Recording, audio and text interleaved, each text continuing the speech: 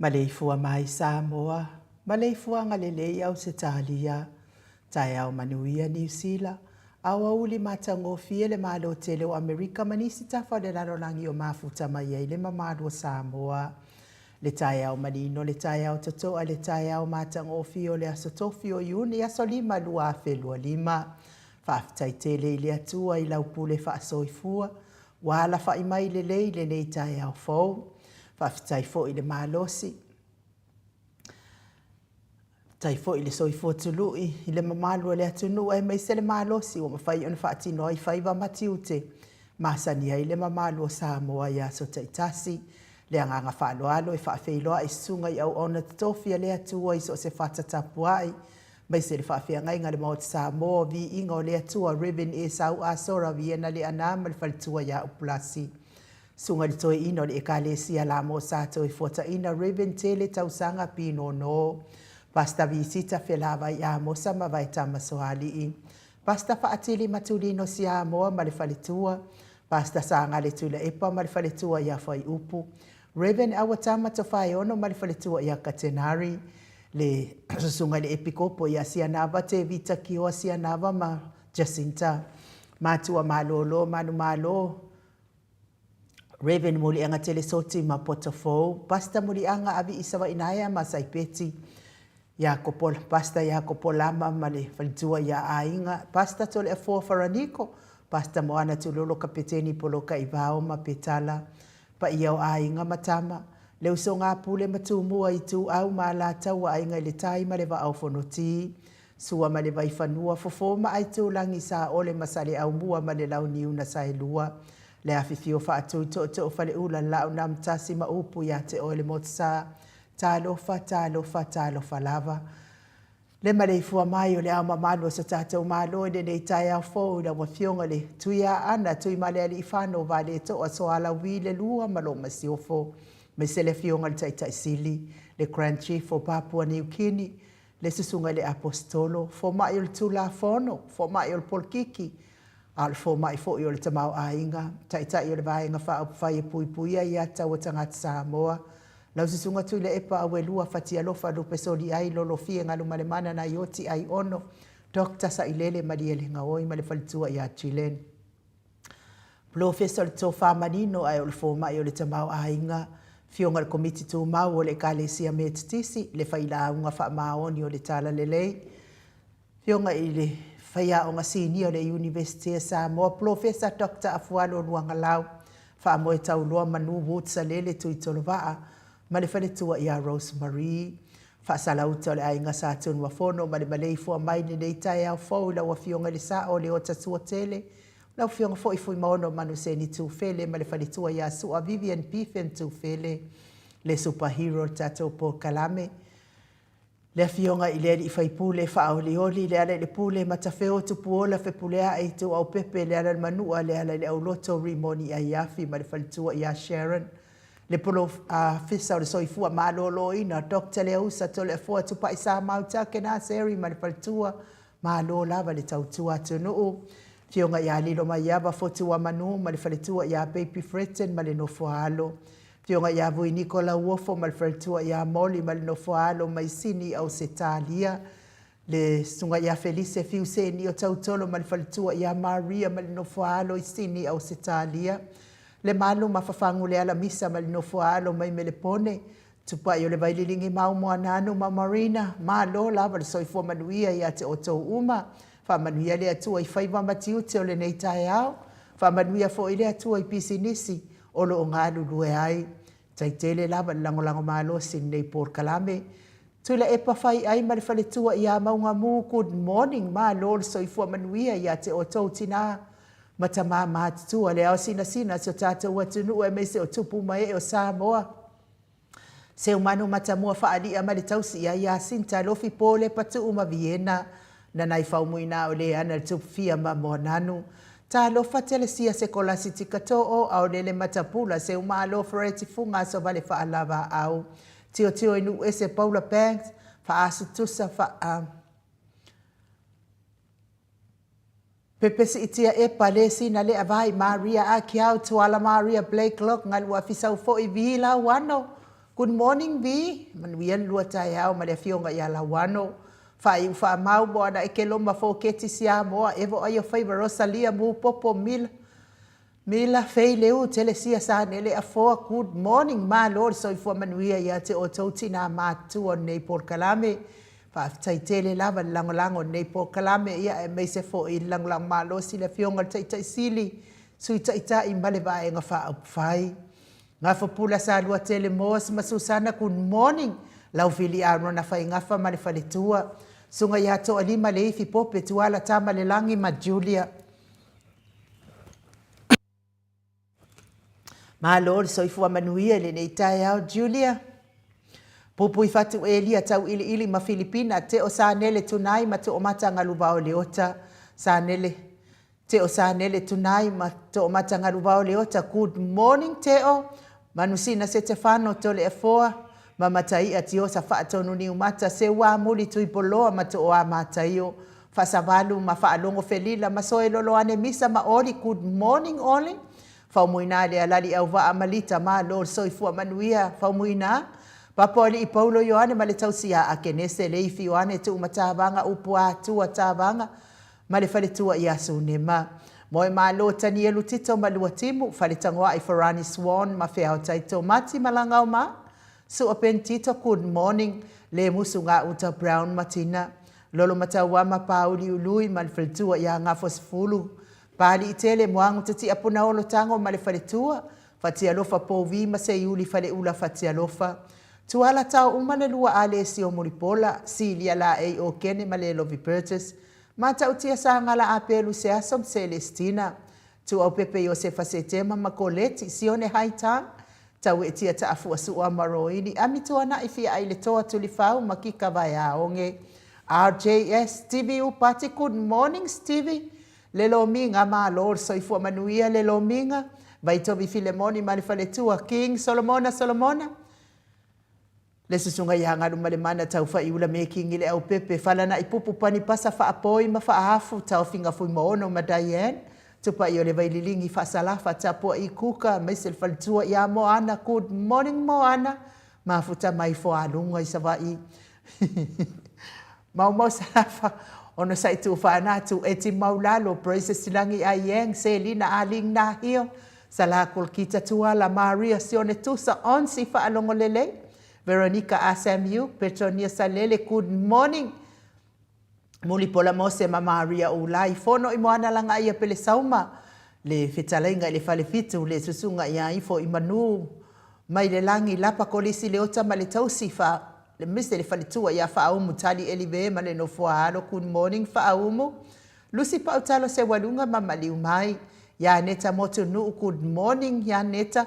Taua fesili amitua na imalisi tu puola perenise anau ma le faletua le vave ma Monica Pala Smith apa Malau Brown via ma Janet Langshu taula papa a matafai a Vito Yosefo ma Susana misala au ma situila pi wiva good morning Robert Peterson Dwayne Soalo tia faumui na po wesitangi lima madania ni umalekau me valo ia pasu i murivai ma le tausi le fau wau tu ua ngaseata ma le faletua ia Lisa Sole Malepen Joseph Meafua Matina ta teo fatia lofa fionga ia unasa vai na lepa Kay Charlson Kuka ma le faletua mai nu woti faumui na se fosione ma alapama Mika Moripola ma Filomena nganga e olo Tony Taleni ma le faletua good morning nganga e olo Tony Papa Sama ma lo lava soifua maua papa ma lo fo ngalu ele po ana po fionga yale au anai ma le faletua ia Lina Tiuli good morning mai se le faletua ia le ata tamale au elua ma lo soifua manuia le ata vui va welese ma le faletua ia va yauma na mula ulu ma le fionga ia taua ele toa pele pesite tamasone taua faftaite le lava mole Selena mai mole puti fa manuia le atua taua ai la fionga mes fo isio wali i male ai ngali au mua pita le au tutu manu lele ua good morning tali awa pule loto vautu ua olo manu usini ma le faletua salapo elifasa sopi ma fai unga poasa mangolua maruta ia e meise sia mato e kale sia katoliko sa moe ruti hio ma le tapua inga la wafionga su afilikari mauliuli Fetala inga li falefitu ya liuliu ngatali tau fale tau langi Ropeti Stewart tole forma Elisabeta Taranga i le taulau niu ia ono fia na uma mana ia male fionga ia sula Daisy male no fohalo. Tau manu pepe sopo ta fea mali i tonga tuki male falitua ia peka paka tonga tuki. Mahalo le tapua ila wa fionga sa o manuia le nei tai au. Iti ute mawhaiva ia e meisere tapua inga talenga ia sa mau le atinga ngai ono soli tamali iti mani sa mau mai pest. Ia e meisere tausi au lei male ami o lei a mana ia male a inga li i good morning mana ia. Whamanuia lava le atua le nei aso sa mau. Whamanuia fo i le atua le pisinisi o lo o tautua i nai. Si o tātou tofi whaapelepele o Samoa. Ia le maleifua mai o le mato autostusi lunga o api o fo linga e mese fo i lunga o le tātou YouTube. Ia whaamalo lava le maleifua mai le tai au. Malo fo i le whaafeiloa i mai. Ia meise le maleifua mai le nei tai au fo wanise o nei a inga. Ia wafea fo i le malanga le maliu maleoti. Ia. Tarisia ia i le alofa o le atua e wha mawhana whanaina o tau fina ngalo wha vau ona o le wala au pa ia le atua. I tonu ona i ainga e wilava i na wha noa noa ono o pelenga. Mama mae o mafutanga i le nei lau ele. Ia ai o le i unga lava lea o tātou uma lava. Ia tātou te mapuapu lava. Ia awanga le lei o le tātou atua. Ia wha mawhana whanaina o tau fina ngalo wha vau. Ia maua fo ini tau fina ngalo le lei. Ia awato e aso na ia inga i lungo nei whinga ele. Mai se lava le susunga i le toe ina o le kale sia la mo sa toe fuata ina. Le tama ia tele tau sanga pino no tele. Ia tau ia ina ia wha mawhana whanaina i le atua o wha anoa noanga. Tai tonu fo i e umi lava staimi e manatua i pea. Ia naitina ia ua whaimalanga atu. Whaama, anga leile atua ma tele ana awalai. Toi foa i atua i le fia ia te oe tamaa. Ia ai me se fo i le tina ia wha umu tali elive. Ia manisi o pa anga umal maut Samoa. Ia wha manuia atu le atua. Maua le fia ma le file mua le atua i o tau whirangalo. Le pese le atātou te pese whaatasi ai fo i le nei tai au. Ia amatai ina le tātou pōkala me pe ona masani ai.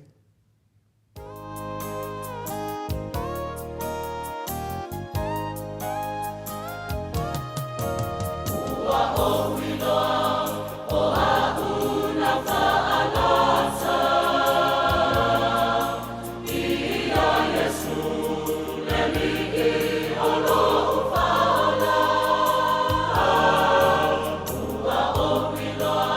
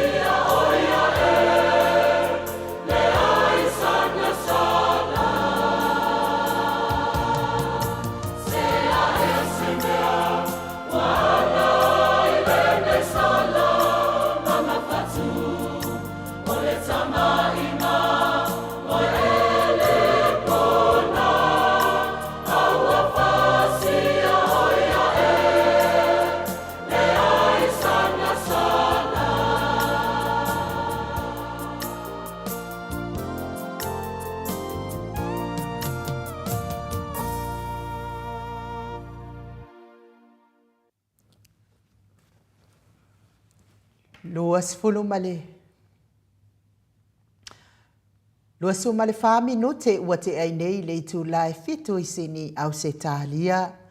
Levi inga o le atua, a matai nai fo i le tato maftanga i le nei tai au fo, tapena ina le kalesia, me totisi mai tanu ngā manono, ia o te fia lava ia vea nei pese, ia ma pese, te fia pese ai.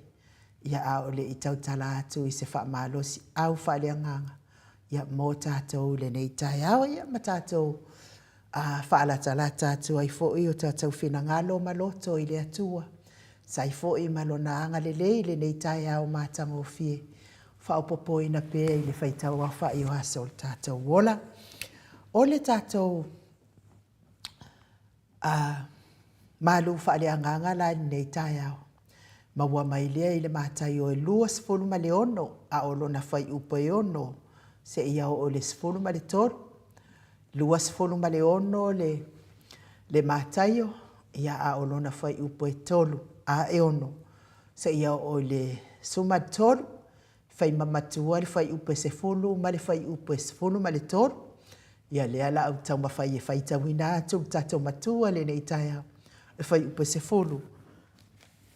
Ma le whai upo e sifuru ma le toru. A ua sila fia i Yesu, o na whaapea tuailea o ia ia te e lātou. Se ala mea ua o te o whaalave ai le whawhine. A wā o le mea le lei ua na whaia ia te au nei. Whai upo e suma le tolu. E moni, o te whai atu ia te o tau. O nuu mai le lalo langi e tala ina atu i ai le nei tala le. E tā ua ai le mea ua whaia le nei whawhine. E wha manatu ai i a te hia. Ia, o le tātou matua nai le nei tai au.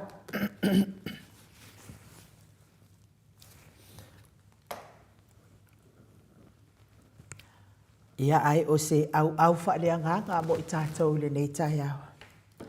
Ia e maua mai lea i le. O se au tū mo i tātou le nei tai au. O mea matango fie e mana tua pea. O mea matango fie e mana tua pea. Beautiful things to remember. Beautiful things to remember. O le natura lea whaale tangata soifua. E mana tua pea se mea le lei sa whai e se isi tangata ia te ia. A wai lea e se tangata na te fia mana tua pea se mea le anga na whai e se isi tangata ia te ia. Ai mafua foi o na whai e se isi tangata se mea ua sili o na le lei ma matango fie i se isi tangata. O na ua wha sili lo na loto i le tangata ua ia whai e iai. Se mea le lei ma se mea matango fie. O le ata manino lea o loo au mai i le tala i le whawhine na ia lilingi le suau umanongi ma le taungata i ao o Yesu a o tau mafa e pei ona o tau mawhai. Oto ina mai ia na i whai upu ia whai matata matua. Ia e tatonu fo ia o nei tala i o tala wawhea so o e whina ngalo ma loto. Ia me se fo i le whaalongo. La unga pea au na tofia lea tua le au apostolo. Ia me se fo i whai la unga wha maoni o le tala i le lei. E pe ila o na taha ua mai e le moli maua mātai o i le tātou tusi whaitau. Lea ua taunu mai le aso muli o ngaluenga Yesu. Wanga ia tu fo i Yesu. I le taualunga o ana ngaluenga whaaora.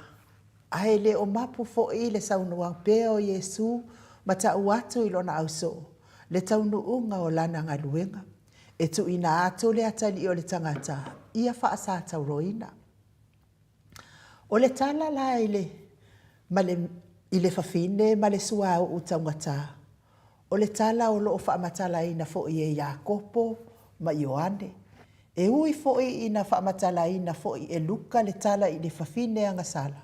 Na ia uina vai o Yesu i le umanong.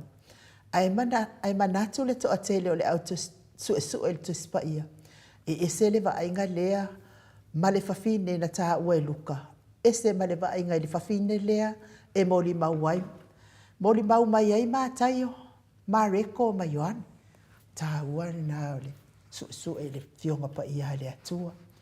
Tā ua fo i nā o lau su e atili.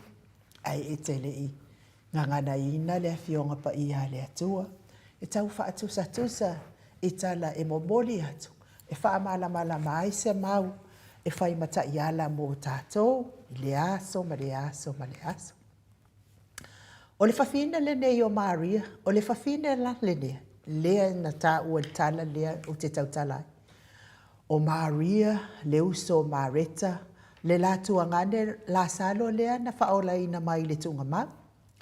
E le ita ua foi, se mafua anga na uuina ai Yesu i leo umano. Ai mai tau i le tala Ioane, o na iloa ai lea i tangata. O le ufoina e le fafine o le uu tautele. O lana me alofa sili lea. E whaailoa atu ai lona alofa tele ia Yesu. Ai meise foi o lona talitonunga o Yesu o le Mesia. O le whaahola o tangata uma. O le tupu o tangata uma. A whaila sa whaauina o perofeta tupu o le lalolangi li whenga tuai. E tatau ma ono mea le whaau uina i le sua umanongi o le ali. A wā o yo le tupu o le langi, ma le lalolangi. Peitai, e ese le whaama mawha le au so, o le lātou ia vaai. Sa sili ona ave le whangusua u e whaatau atu i se tau tele. Ina ia foa i atu, ia maua i tupe. Ina ia foa i atu mo e matitiba. Fai mai la ma reko ma Ioane. O le tau o le whangu alapasa, pea ma le tolu se lau te nari. O le totongi lea o le tangata whainga luenga mo le tau sanga atoa. E maua i le tangata whainga luenga leipa, i lea fo i vai tai. Ai whai mai manatu o isi. A wha tusa mai la i ona pone, e tusa ma le tolu se fulu afe tā la. O le vaai ale au so, wa mau le suau. O le fesili ale au so. Wa faasili ale au so o tupe. Matangata matitiva. Ai o le ata. O le manu. Ma le faane nefu pea i le au so o winga o saunoanga sautua la lasia ke riso. E winga i lona maliu. Lea la wa saunoa Yesu. So ia le faala velave. A wato te nonofo pea mai e matitiva. Ai tau te le. Ai tau te le toi mafuta ma. E le o manino mai le tala. Pena sila fia e le fafine se feso o tainga o lana ngaluenga lea na fai. Male maliu o Yesu. A o lea ua wha manino atu o Yesu. O le lilingi ina i le fafine o le sua umanongi i lo utino. E fai lea ma wha manatunga o lo umaliu. E matango o fie le ngaluenga anangata na whaia i le neiti na. Ngaluenga na whaia i le alofa o le talitonu. Ma le alofa wha maoni. Le ngaluenga na le lei i a Yesu. Le ngaluenga na fetalai a Yesu. O le a mana tua pea. O fea lava e tala ina i ai le tala le lei. E mana tua ai pea mea le lei wa whaia i le nei fafine. E mana tua ai a te ia. O le fe au lea o le tala le lei mo tātou. E wha manatu. Tā ua fo i mo i tātou. O se wha manatu tā ua fo i mo i tātou. A o tātou iai pēa i le tātou whainga malanga wha le whaatua i le nei vaitau. O le sua au u taungata na ofo ina i le whawhine mo le atua. O le whailonga lea o lona lofa moni. Ai meise o lona soifua ua ofo ina atu. Na te whaia se ngā luenga ua sili o na lelei mo Yesu. O le mea sili na saunia e Yesu. O le whaaolatanga. Le whaaolatanga lea o le lalolangi. A o le wala au mo i tātou. Ia tātou ngā lulu e whai mea sili mo le atua. Ma ia tātou whaasili le atua i mea uma tātou te whaia. O mea lelei uma tātou te whai ma ofo atu ma le whaatua tua moni. O mea lelei e manatua ai pēa i tātou e le ali. Na manatua e le atua noa. Ona olona alofa ma le whaatua tua i le atua. Na manatua fo i le atua apera amo. Ona olona whaatua tua i na atele. Ioi, e manatua pea e le atua ona tangata. E whaatua tua. Whai mea sili mo le ali. E a mata i le tātou whai mea sili i le ali. I le wha maoni i tiute ma whaiva. Wa tōwhia ai le soifua ma le ola. Whai mea le le. Whai mea sili mo ainga. Whai mea sili mo whanau. Ona o Yesu. Amene.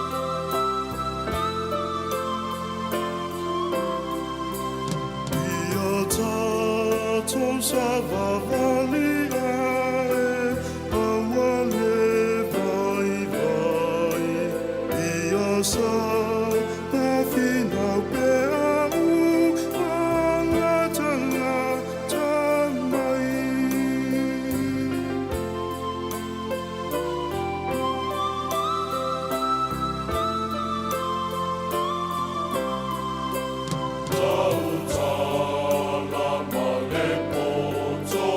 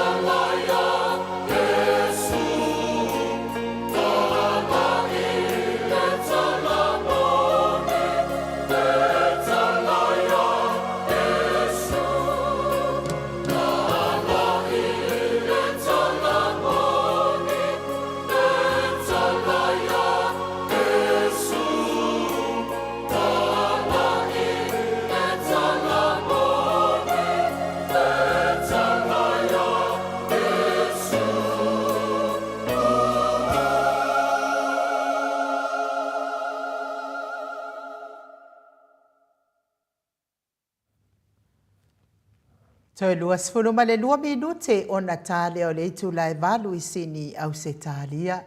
Levi inga o le atua sa tapena ina. Ia wafo I sau whaafonga fonga mai le nei tai au. Ia tala I le tala moni. Paulava le tala I Pito Sili na ta ua I tala uma o le lalolangi. Ia na o tala mai le langi. Tala I ngalu e ngasafa ia Yesu. Pei fo I ona tātou whaalongolongo ia I fo I nei tai au, indi si fo I o tala lelei, sa tala ina, ia o ngā luenga lelei sa whai ai le tina, amu ia fo I le tina. Le mātou api o fo ringa lea wa mafuta mai Filomena Monipola, good morning ma lo, lava soifua whaatai fo I whaafeiloa I mai. Melania ai ono moala ma lo, Losa Carmen ma lo, lava soifua maua, Edward Fasi, good morning.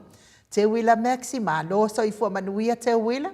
Se la tupu Filipo ma Lord soifua manuia mau salafa good morning mau Paula Edmund ma lo lava soifua manuia le nei tai au papa sama ma lo le nganu le po ana po papa faumuina fa au mutari elive good morning ma lo soifua manuia I lo fionga faltua ba ya tafiti ma lo soifua mau le nei tai au fo Nicole Yohane good morning se unga poloye afa masanga mafuta mai vaipua I sa lenga sa vai good morning se unga poloye afa masanga ia manuia lava le ne yaso ia lo moli mai fo ia alo faanga ia loli suenga poloye vaipua sa lenga sa vai good morning ia ma lo lava le soifua manuia ia te olua uma fionga ia tio sa whaatonu ni umata good morning ma futa mai le fionga ia mata ia tio sa whaatonu ni umata ma lor soifua maua talenga ia pula ngafo pula sa lua tele moas ma futa mai fo ili nei tai au ma lor soifua manuia ngafo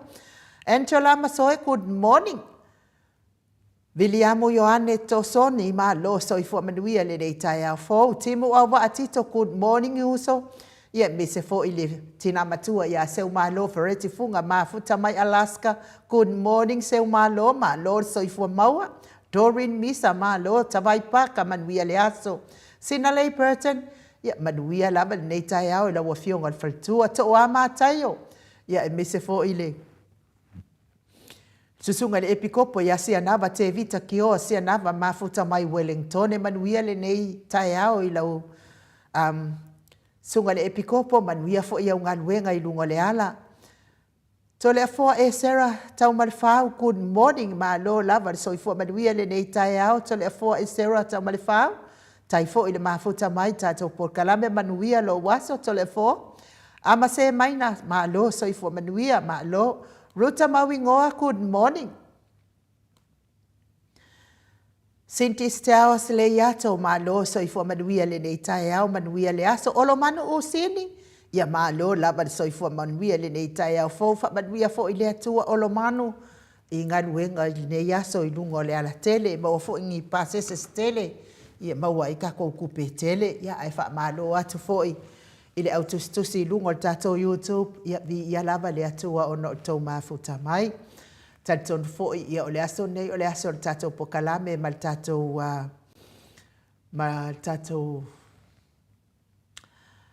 fo mai karusia ile ia luka ko fo mai I petesa ia ai fa malo atu lava le nei tai ao I le fa fonga mai fo ia o le tato fa masinonga o lo fa ngai pe tato fa nga solo pe tato fa masinonga ia o le wo savali vari atu o te ale afal vai aso ia o la fatu a umal moli mau tasi a moli mau lua moli mau lea sa tu fesili ai ia le susunga ia tupai a saipani ia o ia lea sa fia ngai mali so e no moli mau ia moli nei ona fa pe e moli mau e pelo moli mau fau lea la fatu a umana so e na lea so nafi ia o fesili masani lava o lo tau mafai lava lo ia laitu ina ia Faatali tonu ina le tamaita I masino ai mai ser faafonga anga le mamalu Samoa e sa o lava mamoni ia le molimau Samuelu sa molimau ai nei ia ma tu esu e ina pena sa o le faatau taia e ali famasi ali leo o le molimau ia sa tu wana nafila sa tu fesili ai ia le lo ia foi lea I sua ia tania te le lopo ai lona ingoa atoa pe o ia lea sa moli mauina mai le autostala nafi ia sa faia na tuunga a ia lana fesili ana fesili le so nafi ia o le whamatalanga lana au mai e tasi le fesili ai tolu ma le awhai tūla sa fesili ngia ai fesili matoe fesili i wako i kiki kai se siri wha se fulu i le fesili lava e tasi o le tau mawhai lava lea ina ia mimilo le mea moni e vea ma mea se ia me se lava le whamatalanga lea na whapea ai ia le li lea o lio a taletanoanga lava lea fionga i tai ia lio ma tupai wa ola ua lea le wangai ua mataulia ele i pikia ia lio na te whaia le suenga lea ai na alu lio i lunga le whaatonunga la au li e sa ue whai le suenga lea ia o lea lau wha o lea o ngā ina i komisina o leo suenga ia na whai e lio ai tō fia loa ia saipani tupai saipani ona o i tupai saipani o ia lea o le whaurulunga o Tāvale Tāvale ia lea na la vea ai le tama lea i le mea tau Tāvale o lea la ia aiui lava i lea o tupai o le whaurulunga o Tāvale ai na mana o lava tupai e o whaatasi malio e to e whai le suenga o mori mau ia na amai lio ia o ina la lea na tele ai to ofisili lea peto whaelongo mai whapea mai lipoti mai sa moa e tolu ma le a whai tū la na whai ai le kolosi ale lo ia le o tani ia tupai ona la wa whapea la tau mau sa tatau ona ave lio i le toi suenga lea ia o le tali na tali ai tupai na ave lio na la tau wo malio o le wala tau ngā lue whaatasi malio to e fai suenga ia o ana suenga o ana moli mau na au mai o le moli mau mua na ngā lue whaatasi ai malio o suenga na to e sui le whamatalanga na moli mau ia lea la wale eise tali e lio ia o na ua ese le tali le whamatalanga le moli mau lea na ave na tusi e lio ese le whamatalanga lea ua fai mai luma o lio masai pani ia maisi ia leo sa la to wo whaatasi to e fai ngā luenga lea to e olo i le siaso ia ua moso li o ia fai mai le tali a lio ia o te alu o ia o tau o te whaatali atu whaapea leo le tali a keisi a lauli a se ala na e le whaatea i nai lio o na leo wa leo sta ia te oe ai whaapea le tali a saipan ili se mea o le a whaatea i fuali o ia i ngā mea whaapena ma tau lea fo i tātou lea te whai atu tala tātou e maa lo le wheawata fe faa aloa ai ia o la sa o le tali e le se mea o le ake ai fuali o ia wa le fialuali o ia malolo atu lio a o nei mea uma e fo i mai lo e whamatala uma lava ia lio ia whamatalanga ia o mea ia e o ai ia o le tala la whapea o sanga whai a le o kolosia tani ia ma whapea whapea lo le o le tala saipani ia na mataltala noa lava ma ua ma lio ma o fai atu ia lio o le asa ufina ngalo le asa manatu le nei mea watu lai mai ia ai fai mai le talia lio sa le kakau lava o whaalongo ia lauli ia o le tali la lea na whalo ai loa le tu i fesili ai loa lio e tania le lo ia lea sa moa le tu la i mo lau ia sa tatau na wha amau lalo tala ia le isa mea o wha amau ai lalo ia wha mai loa leo saipani le isa mea o le a wha amau ai fua le o se wha matalanga o le wha o ni suenga o ni mata upo o le wha matalanga la vali o ia na whai mai le maa ua ia tala noanga wha sama noa ai wa mafua ona o tau ina atu ma tala noanga wha sama noa ona o le tau tu fesili mai o ia le ala waka ua maako mea ngakop ai whai mai ia le tala sa le tatau ona ia tau ina i tatonu o le wha masinonga le wha matalanga le mai ua pe se i a whi ai le lo ia lea ina ua tau ua singe ia kama i wha makalanga whai mai lio sa tatau a ona o le wha longo ia lau ia wei pe ia mea tonu la le tau ia ua maua ia malesi la mea sa tele ai le toso le whamasinonga i le aso nafi. Te tonu ia o le aso nei ia leo tōla ia i fo i se moli mau fau pe ia la o le sui komsina lea tōla i nei i la ua ai atu i whaasolsolonga mainga. Ia o le talosanga la lo ia leo. E fia fai le whaamatalanga mari fo i le telefoni a fai le video ata. Ai fai mai lesi potu whaamasino e le fai ei tatono le potu lea. Ia ona ia i fo i ona ia ona mafuaan. Ia o le osofa inga fo i la na i lo ia al vaenga lea i le mana na o ai. A fai o le ieise mea ia ona ua umalei whafo tangata matusitala. A walava la na o lo ia mal whaamasino. Ia mal tamaita i o Marie. Langa i fia tu ufesili Marie. E aunga onga al boli maua Marie. Ia. Tau whaafonga mai o tau Samoa. E pei lava ona o whai atu. Talo whae i lea alo le atu nu. O te tali tonu e manatu ma tangata ia e molia le ia i le. Tu sa wasu e lava se mea ia maua ai le mea lai manao ai. Awa le se sila le tamali inga o lea alo talavou o le atu nu. Ia talo whae. Ai o te tali tonu Samoa o lo sisila fofonga o le ali. A whai e misi a la tau whanau. Ni whanau a la tau whanau. Po whanau a la tau whanau. E koe kawa ai le mea lea wakula ia i lea kinkiki. Whaamata ngalo na tangata. O tamai tangata e valea. O tatou alo ma whanau e vai. Na valea. E vai la tau mawhau e le i matua. Ia lea lava wa muli e le wa tau atu le tentiti lea i le mea na whai e le whaala vela. E le loa po ngā whea, le mea lea na whai mai Samuelu na la tutua, i lean tau tala sa o asi mea. Lau susunga i le leo. O ke le i le ngei mea i le taimina tupu i le whaala velafi. O mea ia na o tau tala atuai, o mea na o hao mai ia o si vai Samuelu, o te tau tala ia o tau. Ia, whai la o ia. Le asa wharaile la, ia e au mai ia i le whai unga kalasa. Ia po o tamaita i whaamasino.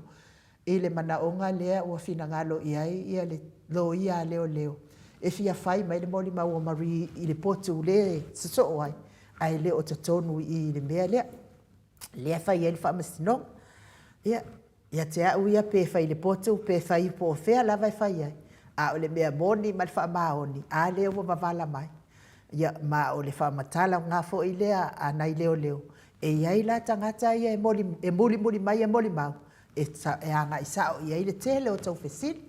Ia o le whamatalanga na i le tātou whamasinonga o lo whanga solo nei.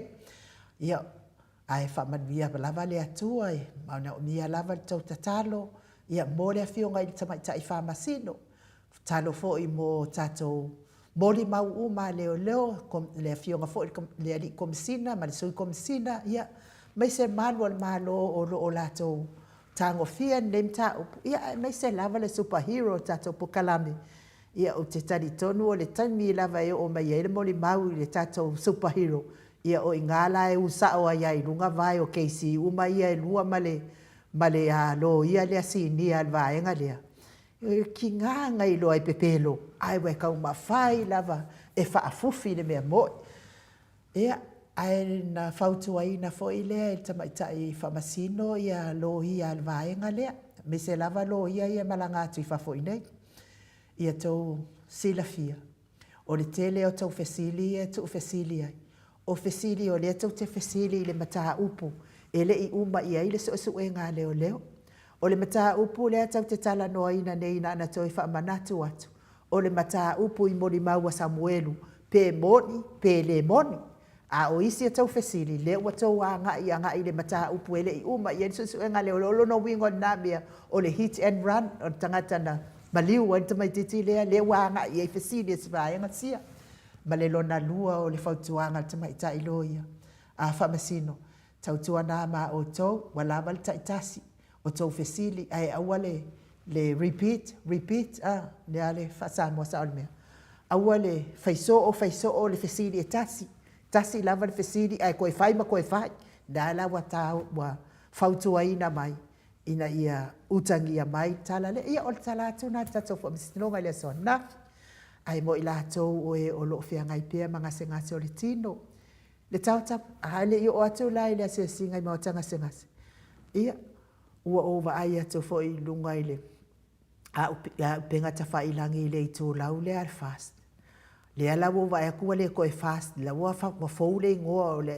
amatanga fo ia sa o ai ia le kala fo ile e nga le fo war ko nginga o kanga kai kasi ai o va ai atu ai la to singa ia sa ulunga fa pe o lea ua fo i mai fafo mal fal pui pui o lea ua mai taunga le leia o lua o means o a uma to le fo o lea ua mai taunga le leia o lua o le taimi e te lua o mai ai nei sa mo e te lua va ai lea fa kwa fo i mai fafo fal pui pui ai va ai la o e lea nga e kala mai fa pe ya ke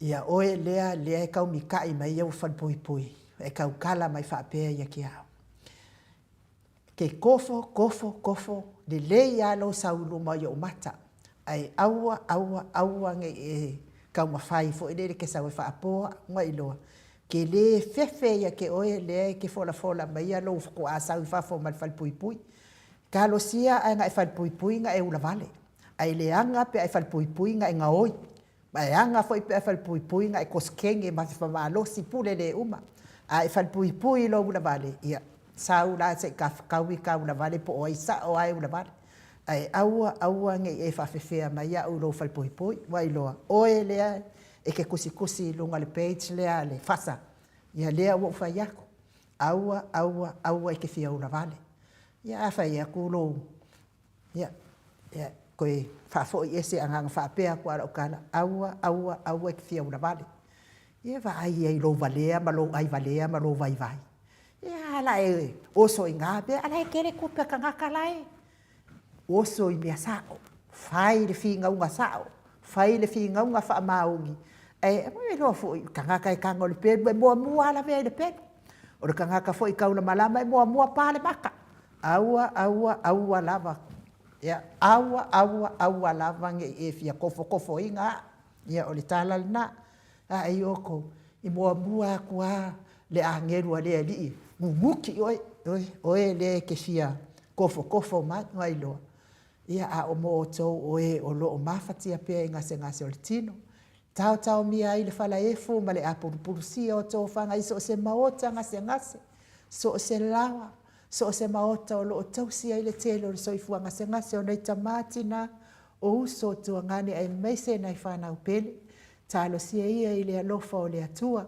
lango maluina o tauta o tonga ti ngai le nei tai au a vea tonga fiti ngā li i matama i tau si so i fua o hala li wha amalo longa le atua i ate o tau a vea musiko nei ala ata o se wha fia loto a ve ese ai nisi ti ngā ma mawhatianga o le tino o lo fia ngai ai ai mei se le so i fua matua le mamalo le atunu o e ua ova atu le fitu se fulu tau sanga le so i fua me se nei vai tau a tele mai le malulu o nai matua o lo alalai au se talia ma New Zealand me se fo i o Amerika ia sanga fa mafana ina i le atua o tota o tonga ti ngai le nei tai au maua le fia i o tau fina ngalo ia wale mafutai mana i alo pele mafanau a inga wo mai masani le vi inga le o le atua i momoli atua i o matua lo fa anga liliu mai o le tatou fo mai.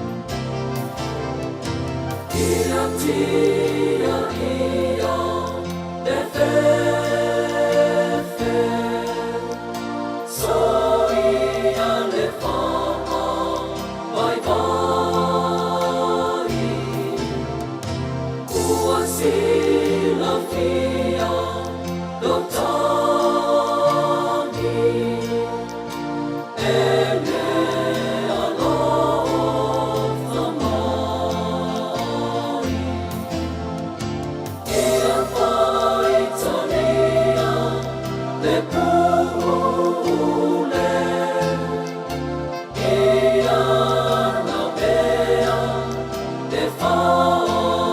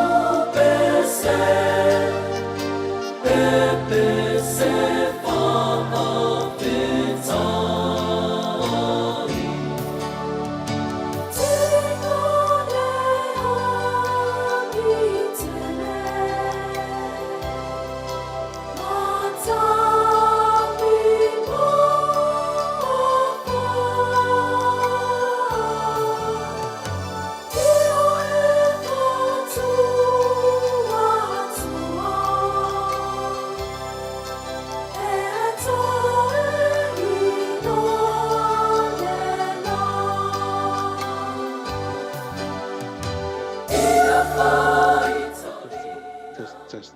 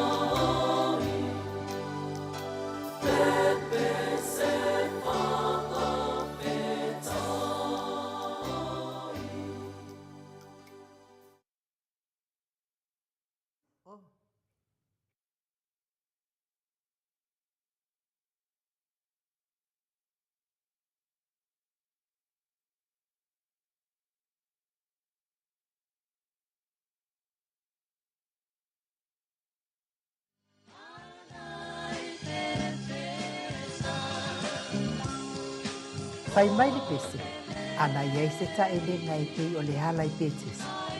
Po ua le le iai tino ua le ato atoa. Le fale ainga manongi le le, e ato atoa ai le malosi o lo tino. Le supo tofo le le, ave iai tamato ka pisi mau kengi. Soko lau pele ka loti aniani saina aniani la poa. E mawai le poloti vitamini ma le minerale. E ato ai fo I lo soifua malolo ina I te le toi mawalama I se ai salani e le kofe manongi e pe o le oli. A fio atu I pe tesa I te tali tonu mai. O lo nganu nue ai ta mai ta I kuka lelei lima lelei mare au lelei toi la lelei. Le a fio nga I le tinasa a mea mawhai pure. Te fio nga ia ngatono ai.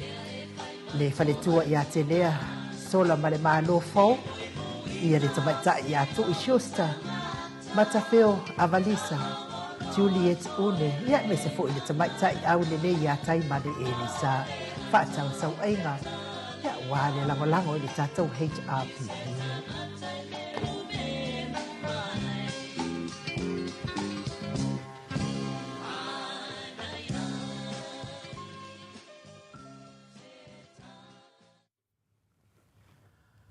O lea ua ono minute ua te ai nei le itu lai valu I sini au se talia. Lea fo ila ua maafuta mai ia le tatou professor le soifua maa leoloina Dr. Leusa to lea fo atu pa isa mauta ke na seri lunga o le tatou wala laina a la ata.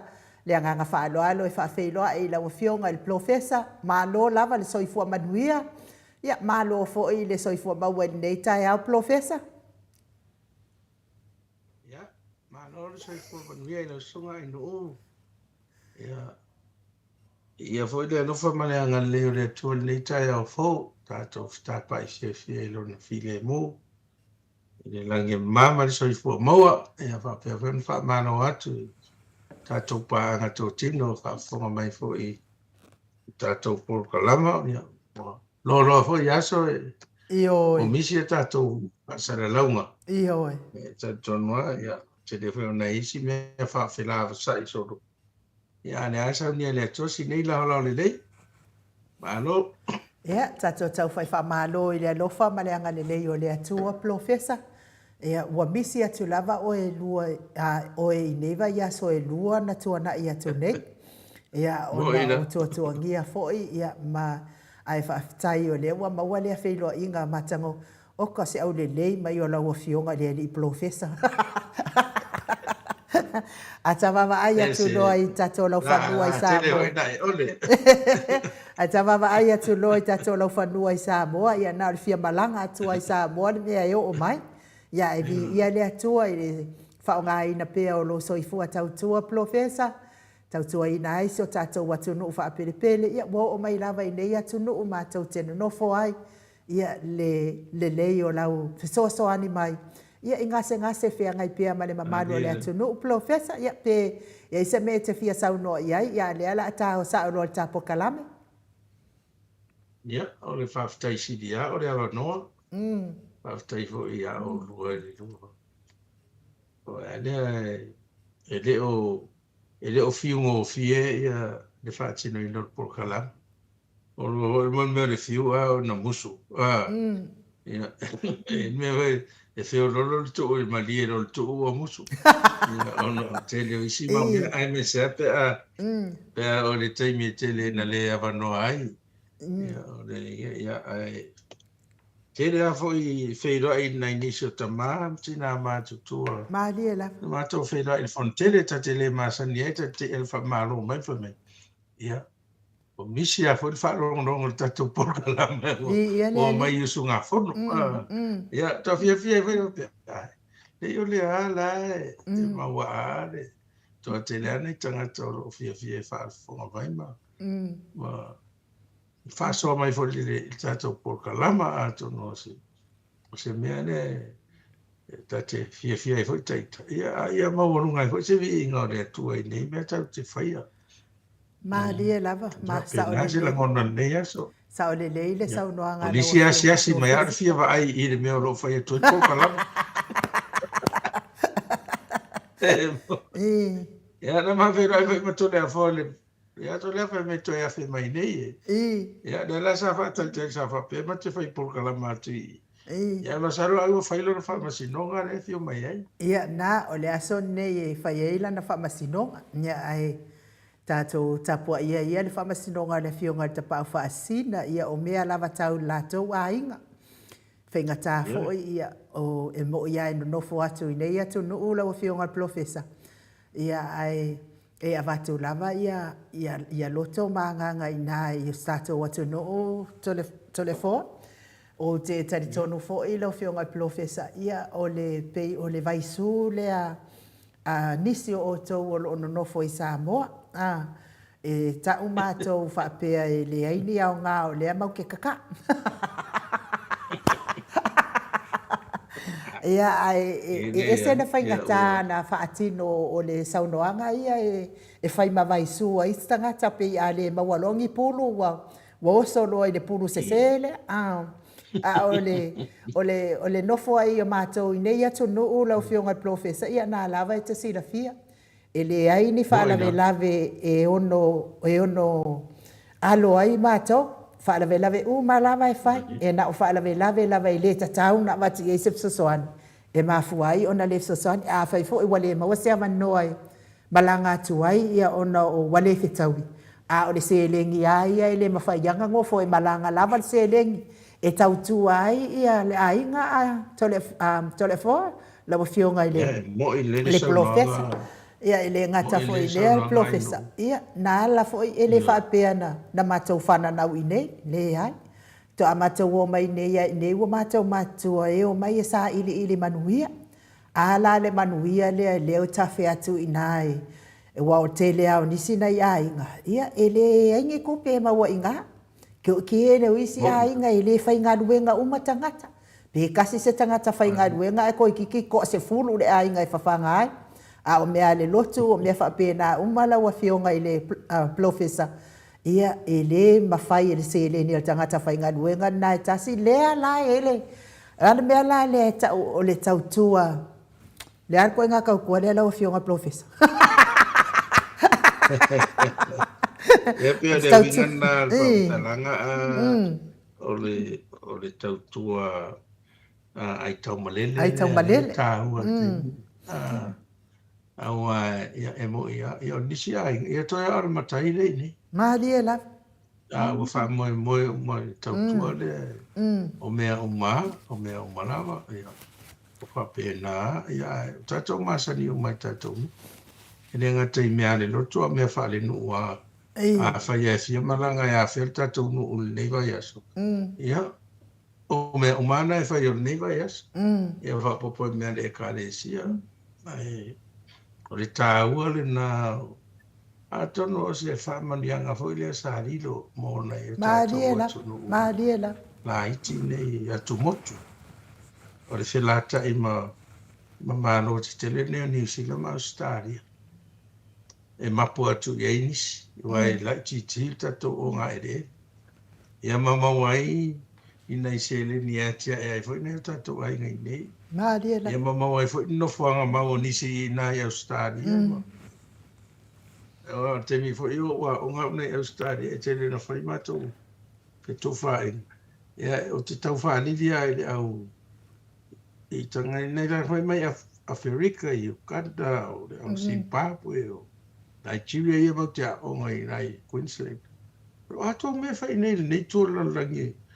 O le tō nea ke rope o mātou o tō e o ngai whalangi ma Amerika. O Asia aso ngai eo. A mātou wā ia o New Pacifica e Australia ma New Zealand. Ai tō e. E lo tata nunga na ua laki fo i o nei. A tunu o nei. A tō tamau ai.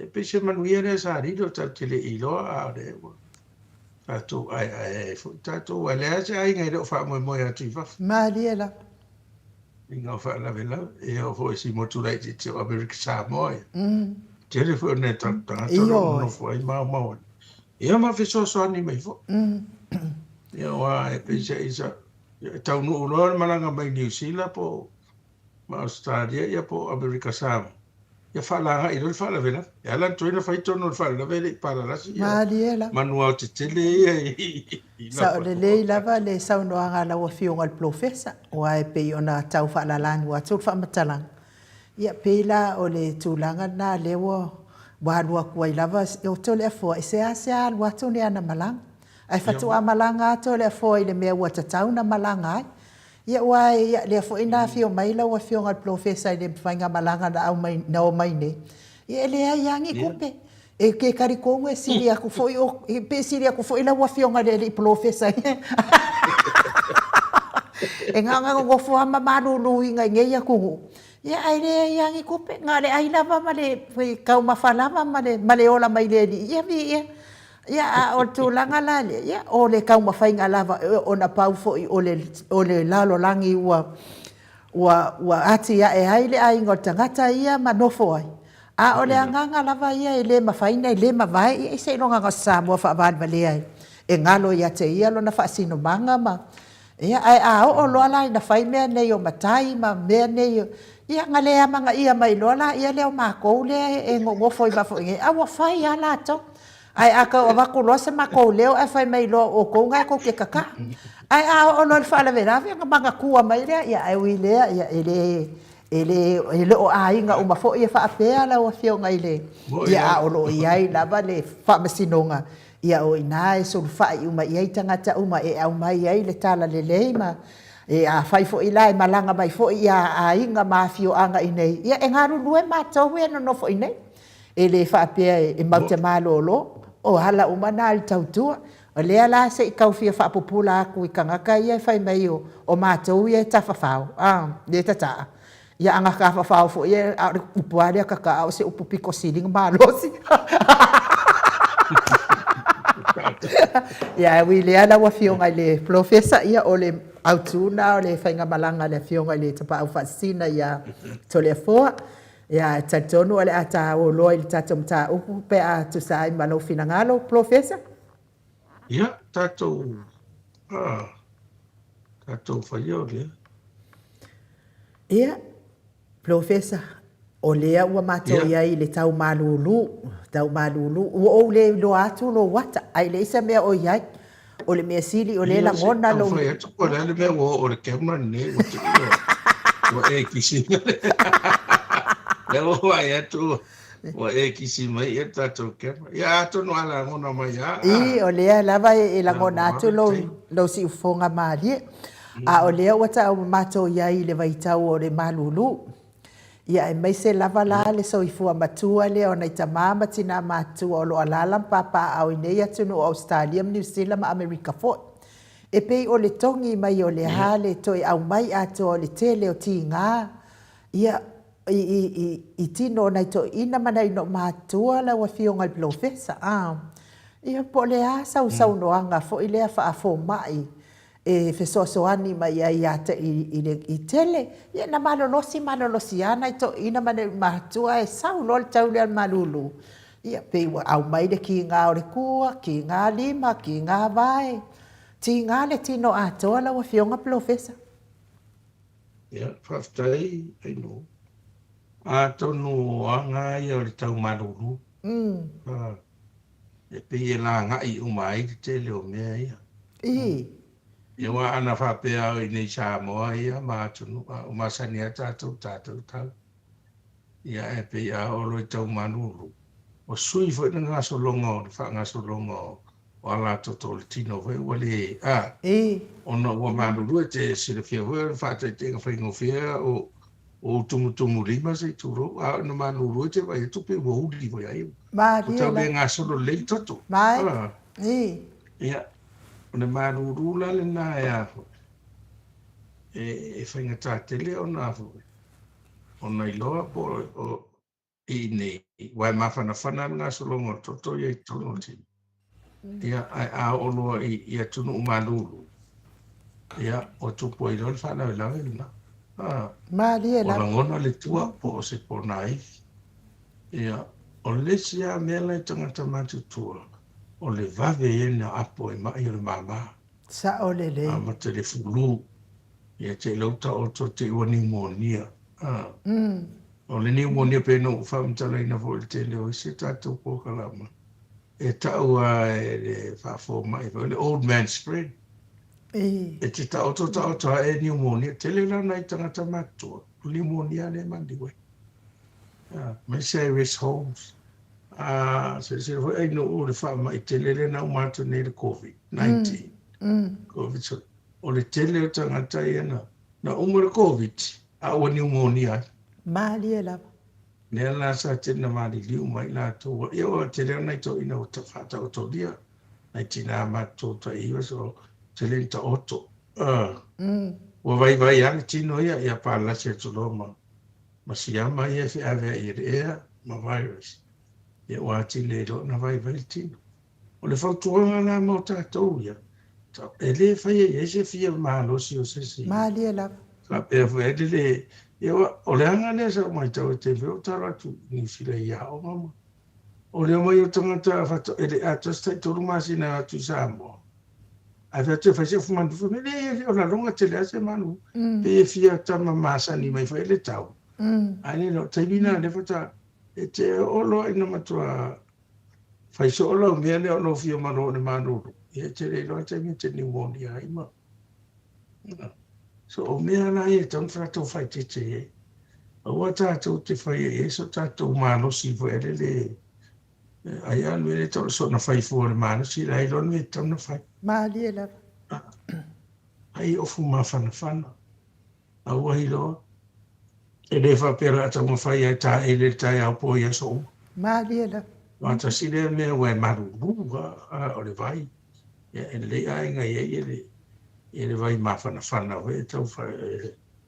Ai atu nuu ia, 'If I saw Lord, e ia tunu, o le lalo na ngi ena to passing season. E re ta e le si tolu le whama sina. Susuru a matami. Ona o le manulu, a tu le pe mo koulia. Se longa e o le taimi wa a matan tau matala le aisa ma. E tau le lato le passing season. Ya le ta tau popore a le ta e le whama e vai le ta e. Le ta e la le. Ile se ngotangata. O me va pe ia cha o e tele no mafofo. E ma e ua si ese lo fa usi o tangata. Ese o ma be. Ai ola malo lo si tangata le sta. E ala to po fa lo ve fa ta malo. O tangata ia po fer va en la langitu e le to e tsoi fo mai. E ai fo ma tu lango le tino me e te tsoi fo malo si. Al tangata ia so na fa yo malo si ma piu solontino. Io te lo mena le te lena. Fa le tonu i tato.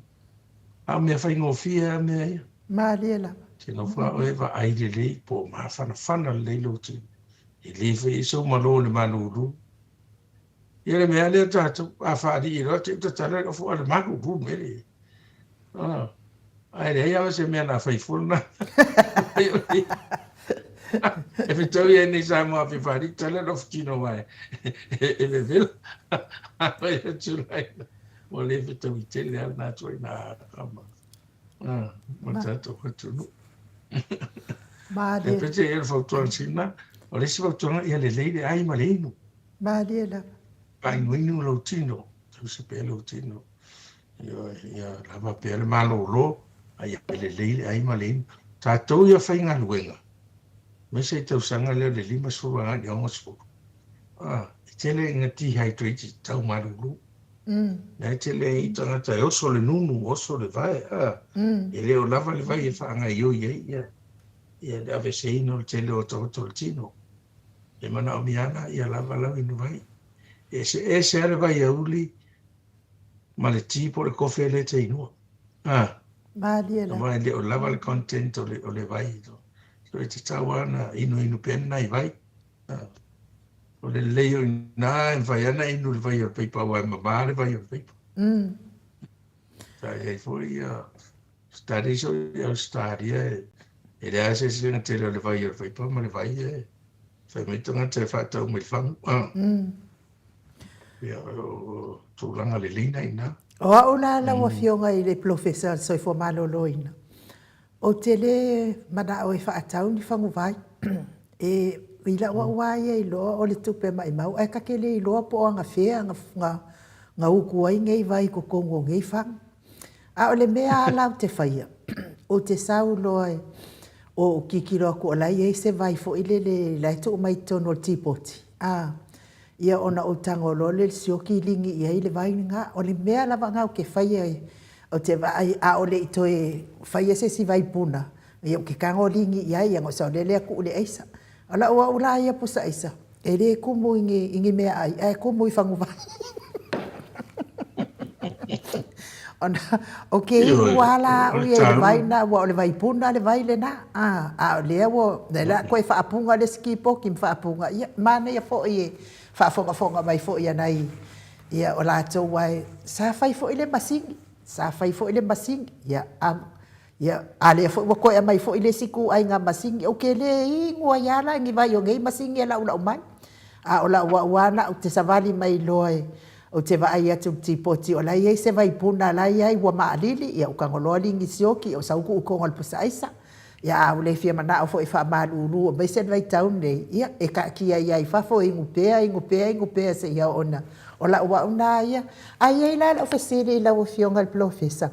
I le mea la lea o le limonia. E ei se onga o le limon o le mai lea pe a ona e mauai. Ioi. Matau lea whare pneumonia o le siama o ola e tutono o mama. Maharia. Ia a o mama ni. Matau lea tele na blood supply. Not only that. Iei ia le fluid e whasusu ai. Ia mama.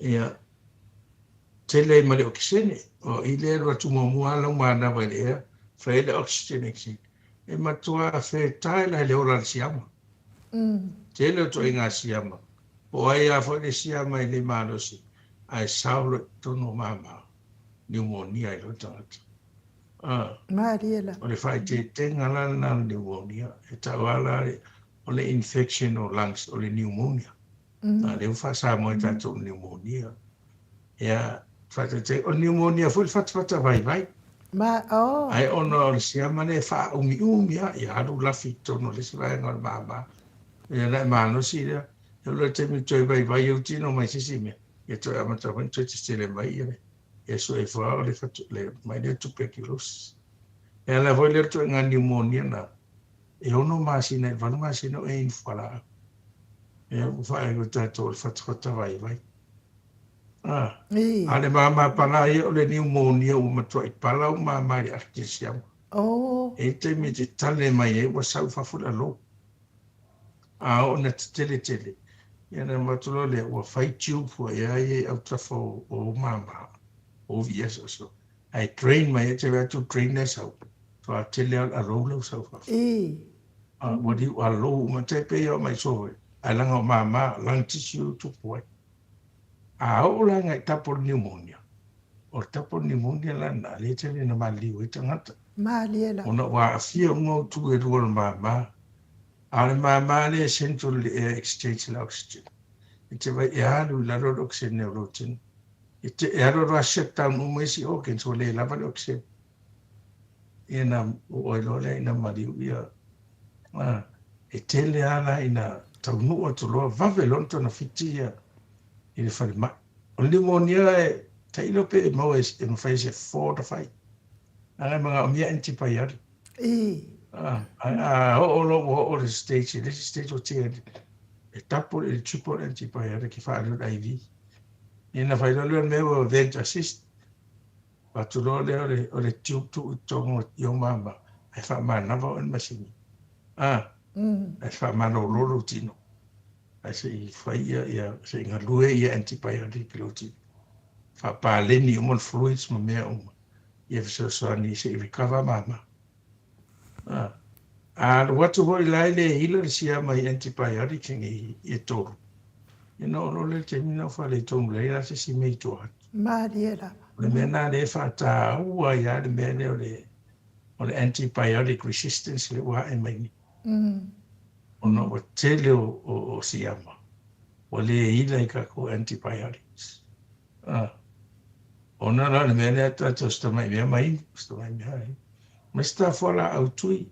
Ia isi mea ia. O tele mo me o farms. O whaingo antibiotics ia lako povi ma lako waa se tulo. Ne pepe siama ia ola lele. Ape fo ila fu mo me va per. Prevent my siama. Ya. Wa ma ho la sa me me tsa mo resist the antibiotics ni. Le o le finga tan af tu nai. Ya pe se I o tu mo wana tele tamai. Ye latest ala ko research medical antibiotics, the latest. They have the strongest antibiotics. Mena ne ya ai tele ne na o ma fu mai mama pneumonia lo ya alu lo fe ave il totolo le smeko septicemia o tono toto ora sia Mariela. ya no le na a financial important Pe o le ala o la ofisili la o fionga fa afectai la va mo fa malamanga ta ton fo fa fonga le malo le atuno. Pe o se ke whaarongo kua I lea lo makua ma lea koe wali maongia, wo o ai ka maiki o ka umai lava le mai lea wali maongia, ai na o anu atu I Samoa o whaisi lewa lau fionga le professor. Nga o mai ai la I Samoa, ai ke rei loa o li maongia. O mafua langa o mai, e whai o ke fia ke le makua I whaaola le ea malulu o le taavale. Ko fe kawi lo le ama le o so fa fo ile vevela matulanga fa penala nga ke ia le anga o wa ku le fa ponga lo nis ka ma se o so wa maliu Kele ia i le whaipoiponga o ese le whaalongonga makua i o ma ia ese le a o le mea o ke mapu ai. Pe i o ke mapu pe a au mai ia le aisafo i le a malulu e kukongo ai le i ku le o ke longo ia. O whapea oe, o le mea ewa wakau o mai a mea lunga. A le mea la silinta ua ngā vave o ngā o koe sa. Ngā wanu le whale mainga kao fia ai ngā whakui e i le ai. Ke le fia mai ai whamole a mai la se fuala au kui. Ia, mai loa fo ia o le ke le a fo i fo mai ia o ka ngaka o loka a inga. Ngā ka lak fo ia le whaave vela ku ia ka loka ika fo i poko. A o ngā o la ke manga o ke fia sau inge a mo whaanonga kua u ia. O pe ia o langona ina lava wa mai le wala awa le ali. Ki ngā ngō ki ngā inga lawa fio ngā professor. Ai ngā o sau lava le vaale le anga o ke alofa i se o whaanga o le whakarikari ako. Sau lava le vaale le ala o ke whaalongo la woki. Ngā o le vaale le wa masi le vaale le wa o ke le ropo le ale mai lo ke mai e. Ea o whaalongo aku wa makua i sau lava le awala wale i se ea fo i le le ie. Ea o whakua le se mai ale ele o ke senge sa ia o maanga. Whakua le o ngā o ke mai sela. O ke le manga o i le ia o mai inge i au sakadia ai mai le ai ave o se ambulance. Ngā ave loa le wa ave whan e mamao ke le ia mātou ma le malai vāne. Ia ngā o mai ai fafo ki kiro mai se o whāngau. Kuosto loi kongor ka avale o whaku ave sa o ha o whale ma. Ia ma o woki mai ia. Whaku a o te i lawa i ngā o ki kiro. Ia o le asi o si o si o whāngau. Ai o whakofea rea me o keia. Ai whai mai ngai ka mai ki. O le ICU, ai wai le oso i rungo o kei fo i lele. Ai whai mai la ua uli maongia. Mai si whawhe kai ua o vave mai. E whai ala si kekele o le whala au le atui. Sa ka i luanga o wingu fo i lele awa uli a fiafi a malitai au. O whape ngāla ngā whai ko ngā whiki. Ia ai pei la wa fionga ngā langa ofisili le mai lea. Langa o ke o mai al taimi nei. Wale to le le ia la ua uia whaalongona pe a mai se pei wa o furu. Wa o kaya o fie le furu la o fionga plofes.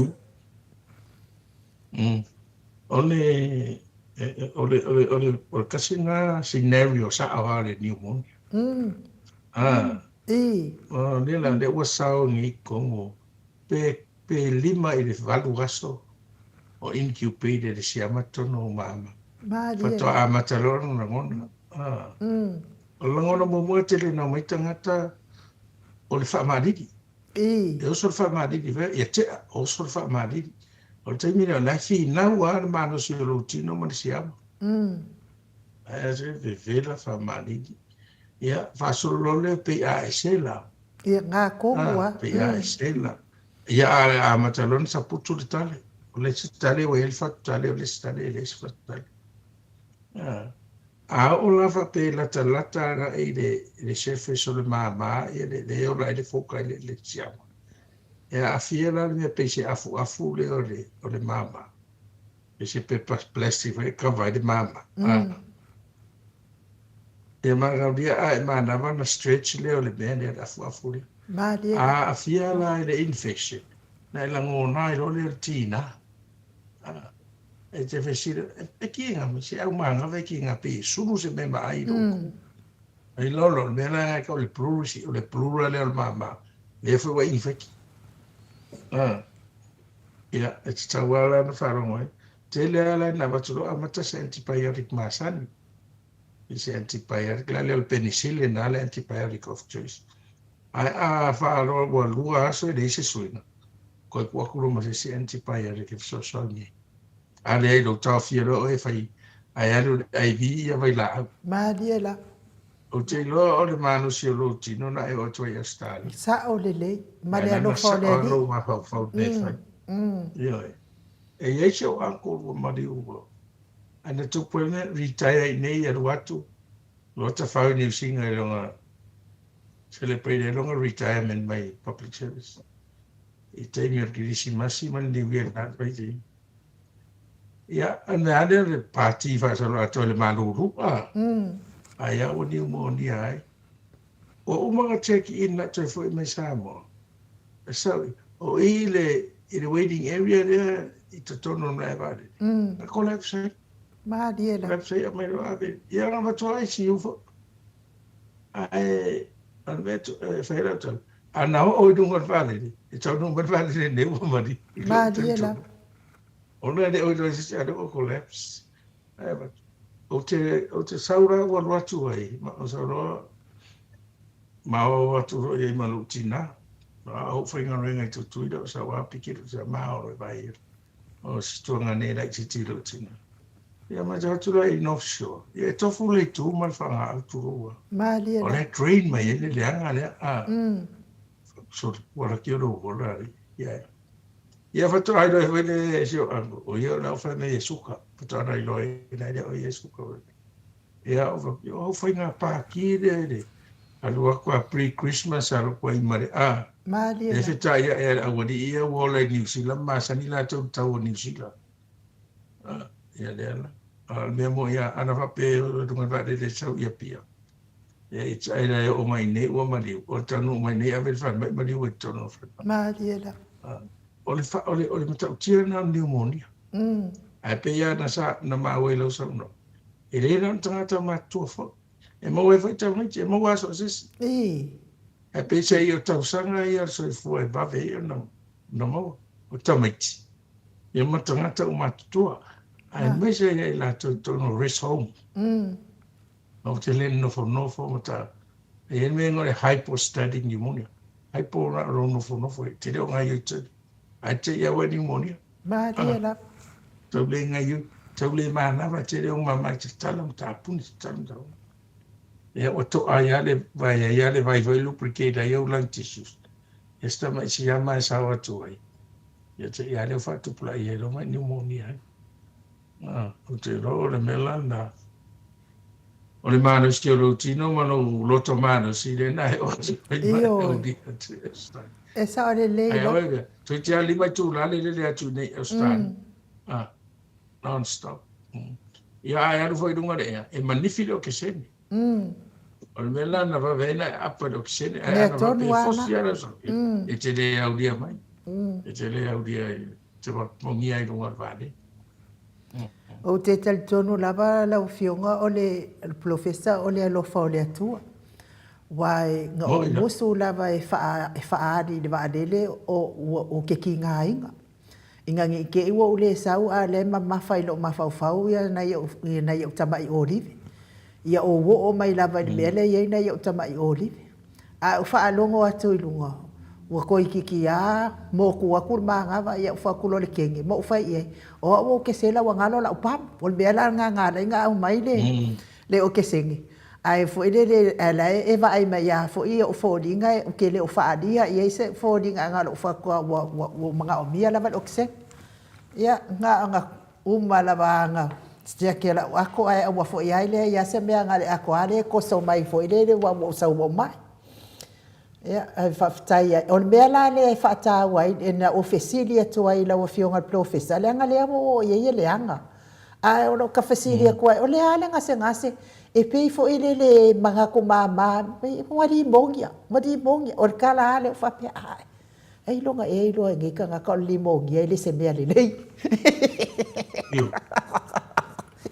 ia mai matauria la e lua o mama ia ai pneumonia la e te len vala e fai mai do mai wa tapo pneumonia e severe wa fia o mama e do re o tapo pneumonia e fai taro la na ia mata pe non fai e le lega na blood supply e te le o ke sin matua sawa re o la sia mai tonu ai le vai no tino e o nai va venon menga ko septicemia o le ola le sia mai tono o le toto le plat Roma ia e sia ma e o mea ngwa nai fai tete e na matalo na shutdown Maria Lutino la e mo ai lo no mai mo el soi fu Whaftai la vai la wa fionga fo mai te tono e te lele nga o le nei fesili ia ma le wha manga fo i leanga o le tūlanga le wo ia nei vai tau mai se a mātou i le ia mai se fo i o tau i nāna wa fionga professor Awa o kele mo limo ngia ngai ango limo ngia mai nga. E ta tau fo ila o na Tele fo nei ya tato. Tele ya tato, tele fo eu mandi wai o fatamala. Fatamala pneumonia. Ia ai. Ia ole si meta on mai ni te wangana cha. Ole amatanga pneumonia is straightforward alon tong fiting. Malia. Ringo te whaingo fi. Ai sawa whalongo tu lori fo mai o ngoro mai ere to inga sanga te longa me whalongo. Mai kau crepitations ko grass. Whalongo tu lo. Ia, whainu lalau antipaiari. Ai whamaoni whainga ngā o menga. E lima I fo aso tu ato le lei. Whapere lo ato I fo. Malia. A ale pneumonia, a e whatamanga iai. E te tonunga a ngaulo. Ia o inana e complicated lo. Mai ono mai mawairu soifu. Malia. A whapeta fia o pneumonia pe melena o ia oe. Ia pe fia, pe lua vai aso ta fia o e whaia o ai viene. Amatalona e recover. O recovery lana e ono ai le valu vai aso ele tusalo marasi. Ioi. Te whanau pe tātou e o ngai dei ala e te vai o tini. Ai sau maadi o le aso masina tama I la mai duma. O te mi mwana na e whapiripere ia oi. A wolfo sia lo mani so tau e ngauro. Sau ro o te le atu le mawhai se sipala au on tape. Madia la. So o le mena le tā ua te le afo mai whautua pa ai ko e ngauro ma. To e ngauro ma. O e le whātai tenga o te le lope no whamita la whele statu poka lama. Nei tina la iti whele te le whatu whame o maliu whaile le ngau. Madia la. Whaile le ngau. O le tele whaile le ngau ngā o pneumonia le mandi wai.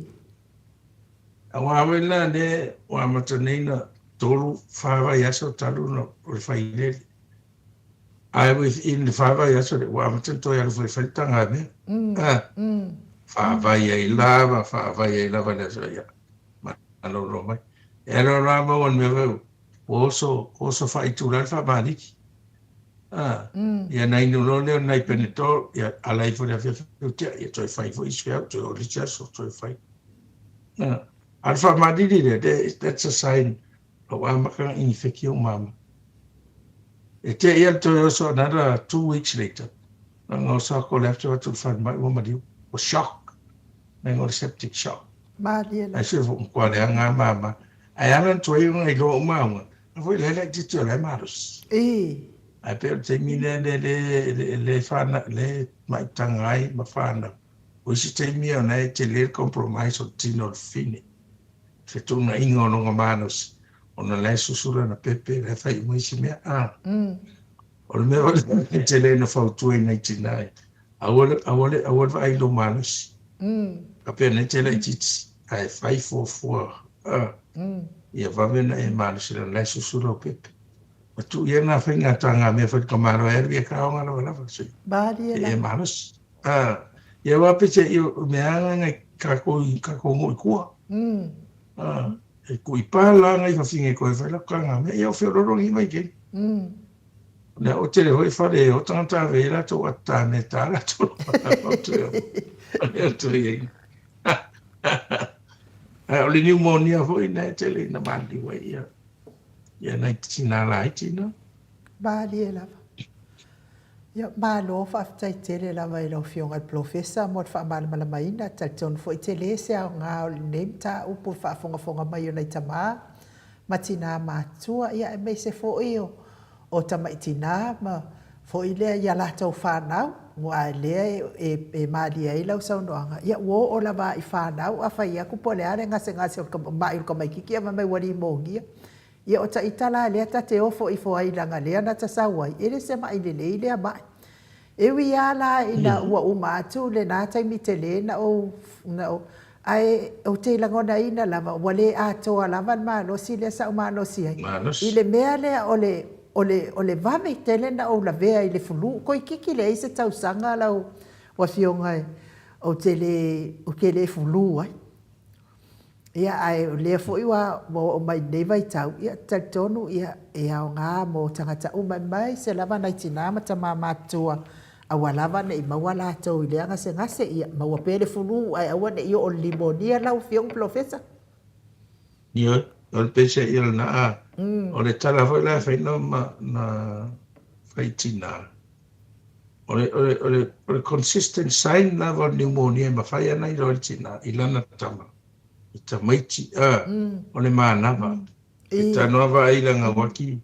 Ka imi de ongo sulseko ke pe fia maangava de ongo sulseko. Pe fia manava le sublima seko ne fa tene le fa ya to le. E o valo le tau se fu o fasu o man o I don't know. O le infection o na mama o sao te le manava to. Ah. O inana I don't. O isi tamiti e fi va o si me. Ai a tale lo pe a se la ava o tupe al mano. O inana e no. Tau na ave fal mai o pneumonia le tui.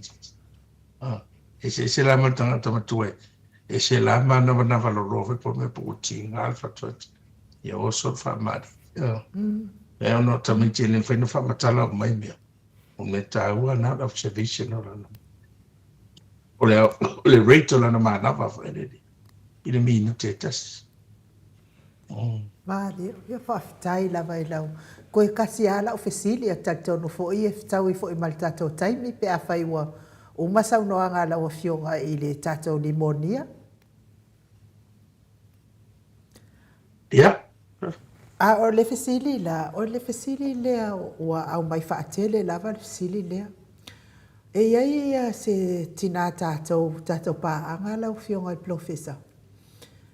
Wa uma e maua I le manawa tinga tina fo ele matua e po le tūlanga lea po le 5 anga I lalo le ia lona matua le wa ia ke le lo fo I po o songa 5 ai o le ia pe ia le wa 5 po 5 tasi langa de sa ai o le lana fa matalanga po uma ona ofisili atu e te fesili atu le fo mai e lo mai aku ala fo I lo mai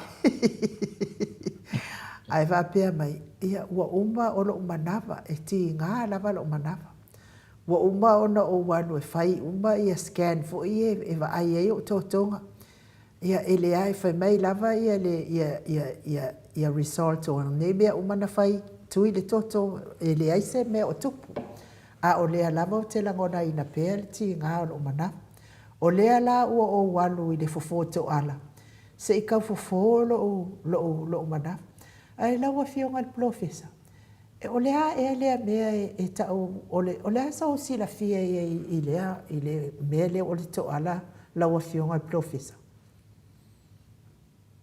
Ia, whaftai ai no o le tasi na fese le matua au le loa ia au o le mea mo ia Sa wale sa ule sa whapea te whatau whalonga toala. Ai nanti nai mawai. Ale wai mai taman rofa me o ia mawa toala. Toala sa whapea whalamtanga. Ai se alsa. I le tumul manawa le ea. Ale wai te whalonga whamtalanga toala e se mawa mari alsa. So le mea le uoroni. So se mea e so le manawa wata ua toala. A wale amatanga sa whape o le to'ohala. O senga se whaeto le to'ala whanau le. O le tina? O tina. A le wāru wale whamataranga newa I teini. Paro le ai e se maua e to'ala whanau e se le mea le complaineta le hoi matamaro roa i. Whamei o la to'ala. Ia. Sa wale o le si whamataranga. Se o le to'ala. Ia, o pe ia la a whamtara so rope la whaiman tala tau sua. Ala tinga ina tangata. Mai, o le to'ala tatanu, e le ali mai lunga o whea ere ka ngoi. Ia, sa ore se mea o to'ala wa le matala. Ia, au wharoho e mena o to'ala file mu. Ia, e pe whaforinga e pule ale fofo ia malana whamatalanga o to'ala. A tele matu ale mea na sa tele ai te o mai na me sa foto ya fa se tele ala Ia umara sa usa i ringa. O isi le tala le manava. Ba dia la. O isi o tumu le ea. Tumu le ea wa le o nei ai mea whiu, fia e inu ia sodas, me fa carbonated drinks. E le ea i tonu, te leo wa inu pe koko. Ia o mea whiu mea whaongari pepa. Na tumu ele pe bloated. Mea ka whapari dyspepsia. I tō awa ai. Ia a neho lana o le pre-lutenga o le gastric ulcer, le ulcer o le puta. O le whaitetenga na te le no sosantata. E o pe whaile mea ngā le scope. E se le scan e leiro a le scope. O le mea ne e tono longo tu. Nā alu le pe se mōli i lo puta ki e pu e ata i lo ai. Ia na. Wa a whapea o se ulcer. Ia e mawhai on tonga whit. A le tele o ulcer le puka. E tūro o le stomach. E tele na te auna sea ki leilanga e cancerous. E eilonga awangoa become cancer ai, e ola i le tuma. E aranga mai ke le blood supply o le puka. E le vave ia whai sala lau o ngā cancer. Mena ngai a complain a se mea le puka. Ka mawhai a whama e whai sanga endoscope, whai ngā biopsy, nga ia rule out ki wei se cancer. A lesi alsa, e oso i kamai piko ngā, ki le whaidang, ki ngā i marikua, ki ngā mga.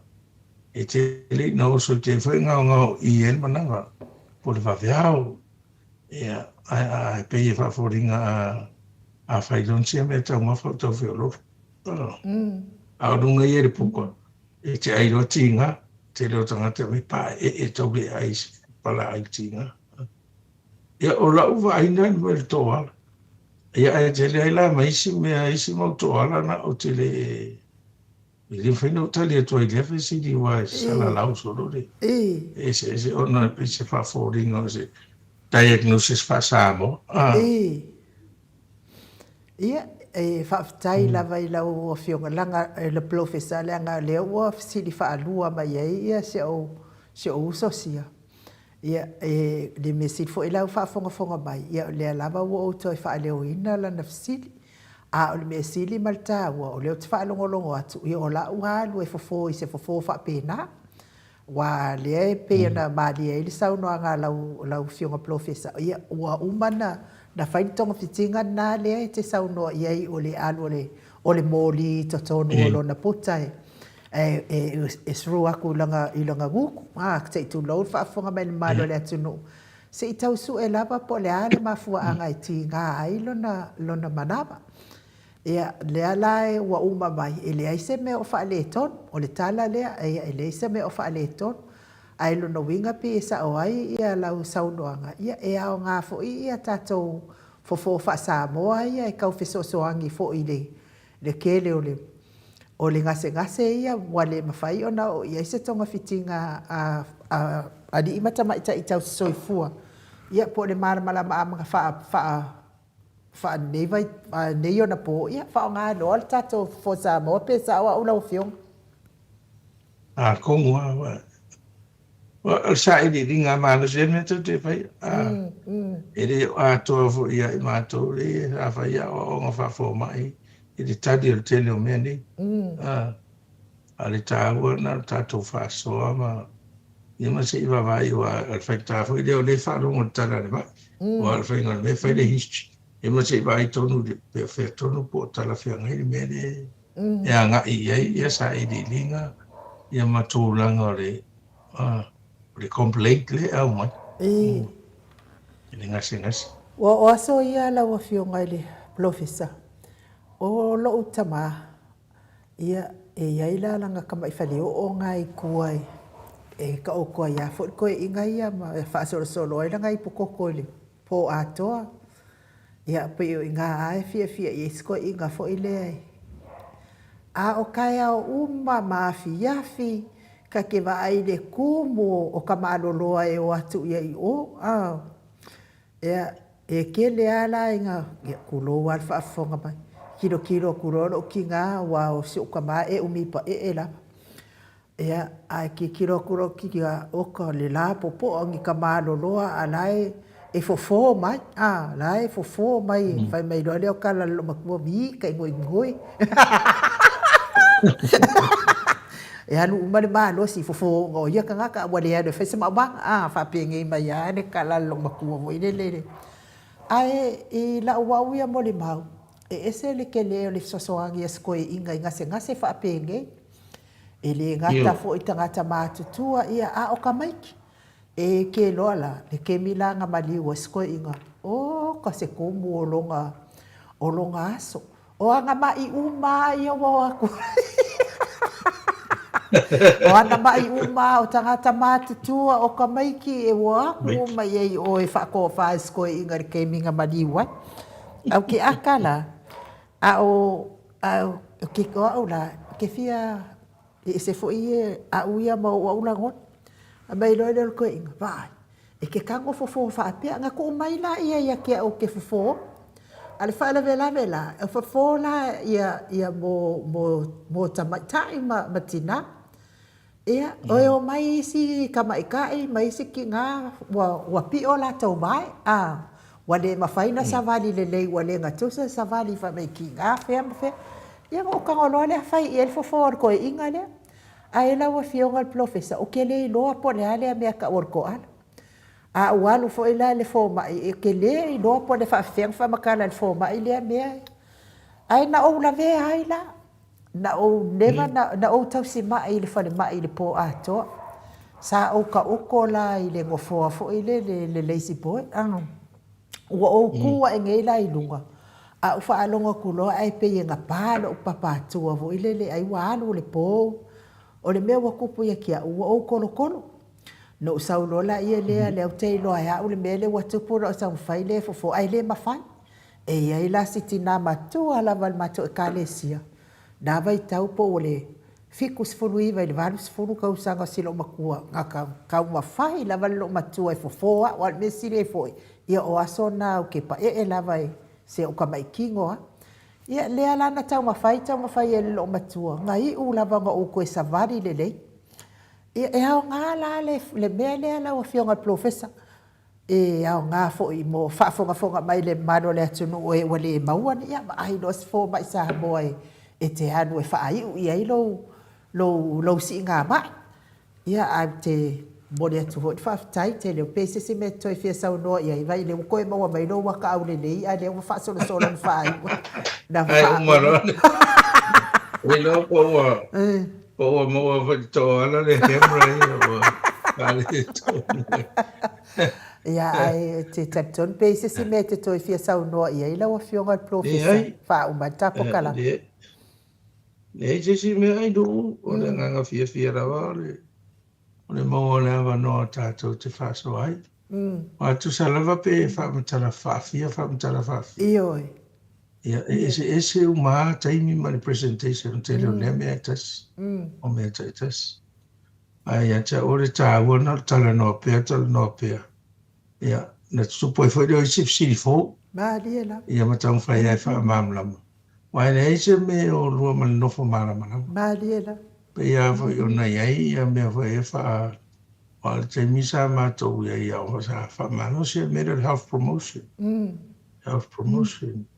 e o tu me promote le health to le do ia ele te vi foi la o ma to da o fa specialize public health ave me what it to health promotion o health information o le ia le literacy level o atu uma wa uma tangata o lo tu stusi to avatu la ele information sa e umi ona mala mai lo maolai ai a fai mena na promotion te avatu ia fate tenga avatu ni la ave tata ai exercise ia na lenga la au umano exercise ai le pe ai mala le on me tona fai a umala ora me le tela tu savari pe tela fai si pe enga yu ye lo tino ia te au la le ta wolna le ta total no nga nei la fo no foltanga ia lo fa fonga mai mama fa no na life experience ile men tupu ia te pe me na e fa mtala ia episode Ia le mea tonu a le na se ia. I lo po le mea le na le na wha umi umi na o na maua o le mea le. Ia a tonu le mea le si akia. E si lolo o le si aki le o tau mana mara matu. I le mea tahu ai. Ia mani hape o sa ola e tawala na inu la fuala au le. E o le maa na ia na tatou. O tatou po kalama. Ia. E toi momo le atua fo il whaftai. Whaftai te lea fo i o la tau polo whafonga mai fo i fesini. Wa a le aini fesini mani fina ngaro whaaria. Ia la tau te o ata tau atoa whapea tatou o le li tatou po kalama. A le ro le te le mele numi e fia mamra mai nei. Ia e se au whaarongolongo fo i mai whafonga mai. Ia mani me tau tatou tala no mua ai. Ni me ta ua e ave e wha mua. E nai, o mone toi fo i whaftai. Ia o lua le whati ina no tatou por kalama. Ia ai me se fo i le whafonga tapo i mai. Tatou au whaarongolongo. Ai me se i nai tina mata mahama ni tua. Wa mata fo i on whai fo le manos. Ia rea se le fia puti le ora.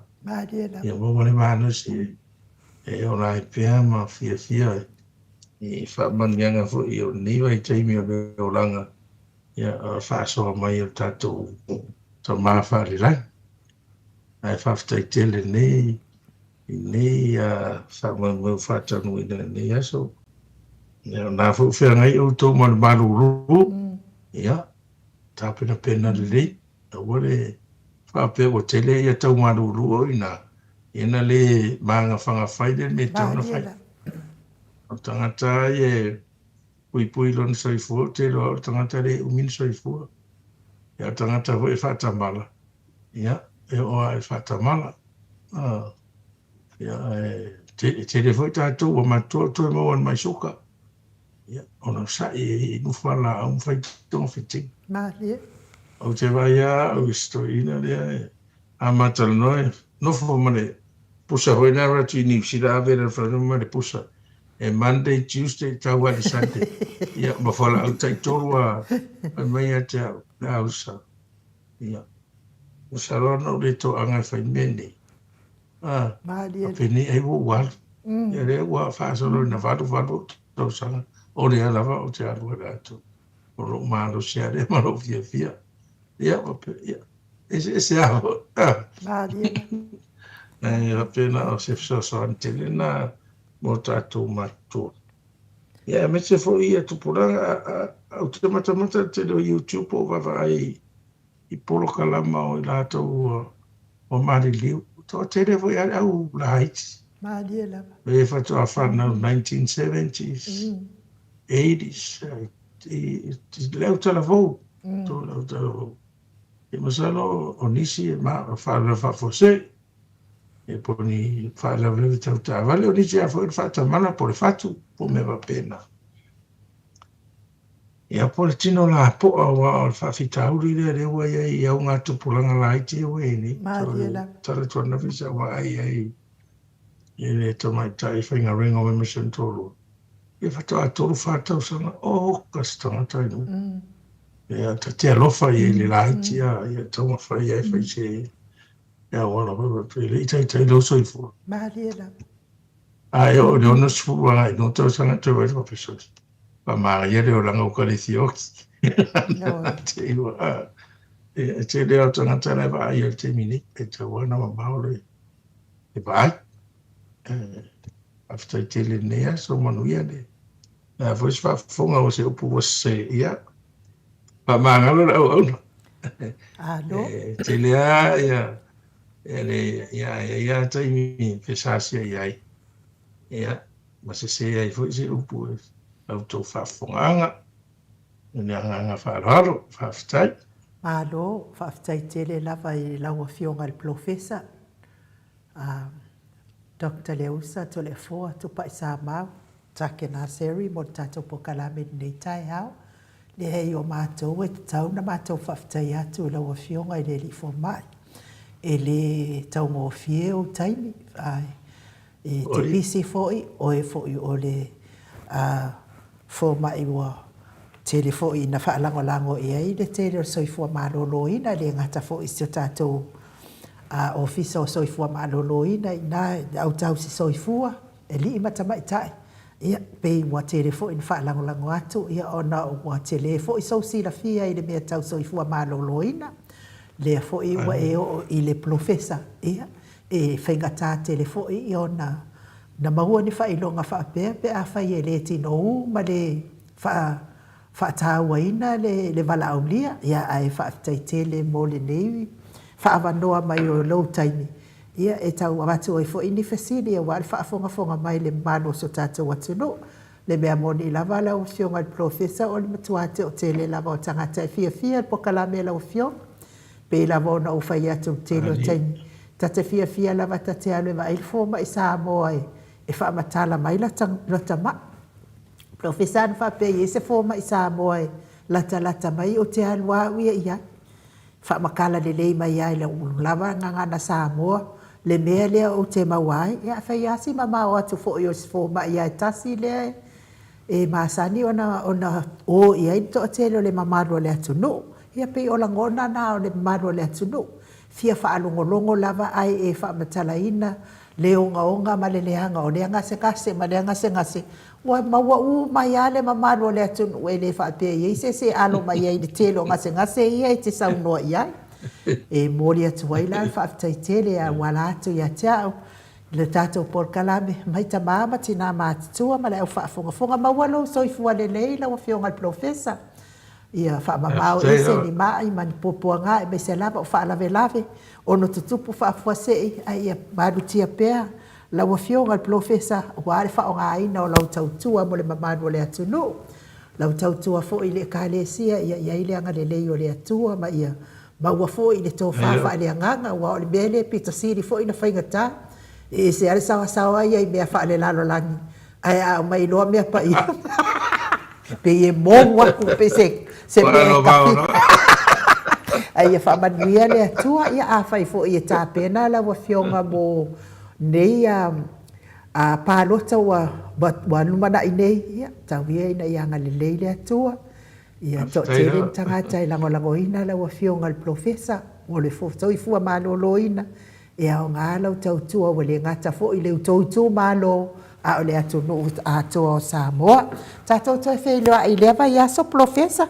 Ia lofa tele atu, ia manuia fo i nei aso i ona tōenga. Tani tonu i rupe a whiatu tole fo pe a umala na wha moe, ia e wha so i fua ia profesa.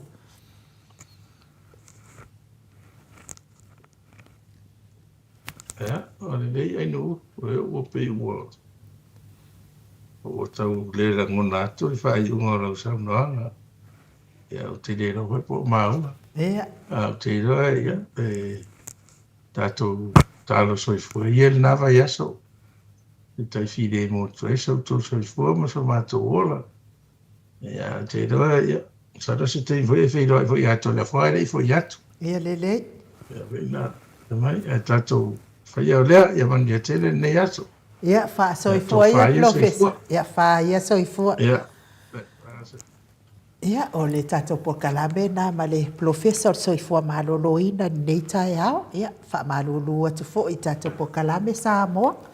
Ia o pau fo i o le mea wo o iai le tala noanga. Ia ma le tātou taimi nei tae ao. Ia au te tantonu ia o whaafia ina fo i o tau fina ngalo. I le tātou pokalame ma na fionga i le li profesa. Ia ai. Nā ua tau whaafonga i saunoanga e profesa. Ia, o loo iai tātou sumpa. Iai tātou sumpa wa taimi fo nei. Ia e ao ngā lava le tātou sumpa lea. Mo o tau oe o loo mawhatia pē ngase o le tino. Whaaso tai la le tātou sumpa. Ia e mei se fo i le tātou vai lea o le tīma le aloe. Tīma le aloe. Ia e ao ngā oe le loa lava le tele mai o whaamai nei mai tau. Ia o tātou ia mātutua. Ia o tau fo ia whaafonga mai o kale vai al toi ina ma lo matua. So ani fo i lona soifua malolo ina o kasana tīme sana aloe. Inu le tae ao, inu le awa uli, inu le afia. Mana ia lava pe a whai e o ka lava lau tī, whaatau mai lava lau tī ma lau aloe.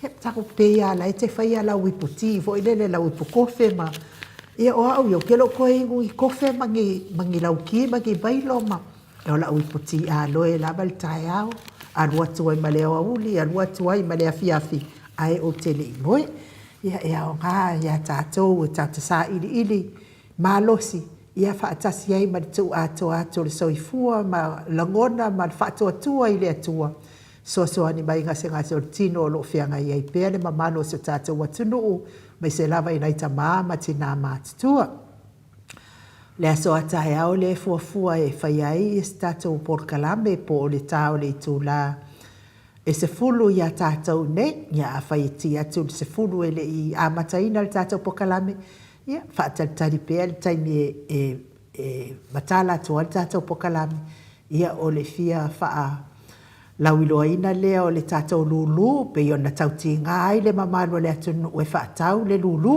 tau tatou pepa tatou lulu ia le aso la taiao le asfarai le ia o le ato e fai ai tatou ia le tatou pokalame ia o le amao mai foi ma le atali ia mai ia e tau fai e faatautai atu le tatou pokalame ia faatalitali ai tatou lulu taitonu foi o le a live sa o mai foi le fionga te pau faasina ia to le foi petesa ia mana ia foi tatou pokalame le aso ataiao ia ai ki mai pea lau la au i le sefulu a tatou i nei le tau fuafua atu po le tau le sefulu lua ngai le tasi te talitonu lava ale o le tasi o le lua e se i ele lulu foi le ona o le tau faamau popoina le ala tau fuafua atu i e tau po le tau tatou sefulu tasi sefulu lua tasi ia po se tumunanga faapena ale o le afa sefulu i le aso ataiao ia o le sefulu tasi ia o le a fai e tatou pokalame taiao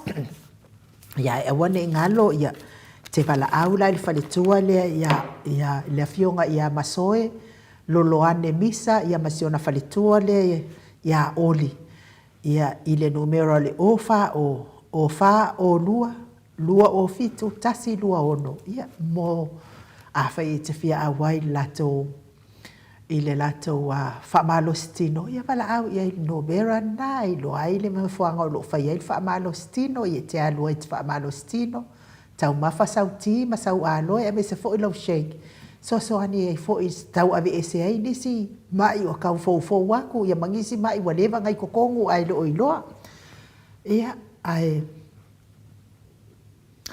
o le mea sili ma o kai fo i masauti i pe ona o fai atu fai la mai o ia i lo fale lau ti ma lau aloe ai o te moli mau atu na o walu i le maotau o masoe lolo ane misa manfaltua ia oli e ame la tau pepa lulu fo i e lea na o whaamatala i nei le au le lei o le maota fo i o sia fo i tamari o le atu no o manfaltua ma le ai na o winu ai la i le ti na mai le o lau ti ia oli o winu ai lea oka o le o whapea lo lea a whai la o le whainga lea le whai e oli le ti lea e whaatau atu oka ese le mānaia e le pei o le sito i ngā whai ti fo ele le te inu atu pei sua mai ai e le o la wala o kele le vai ai la kiki le ki a o le ti lea na o winu ai i le whale whaltua lea ma le fionga i amasoi oka se le lei no winga il matua le lei la vo le whainga o le ti lea ia a fai foi e te le mwhai ona whaatau sau ti fo i lea ma sau lava ti sau aloe ia te alu lava i so ta i whalitua wha mole o le la wal watu i nai lo whai le inu ai lau ti ma inu sau aloe ia ai le mwhai ona o wal watu i le whaamalo stino ona ia na hai ke le a awan ia ai o tato pokalame na mo nei tai au mo li whaamalo ma whaatai mo o tau uma o e fia pokalame le fionga i le professor so i fua malōlohina ai tatou wheloa i le aso atai au le seina o le tatou lulu pe apu le alofa le atu ai momoli i ailo so i fua ma so mātou wola ai mo unasa vaina lepa Kate Chelson Kuka ia te msalo le umaloa le tatou pokalame ia ona o toe tilo lea ia ona o toe mala au atu lea me ai whaaso i fua ia Samoa mai le maota Samoa manuia le nei aso mai le maota Samoa vi ingo le atua i sini Australia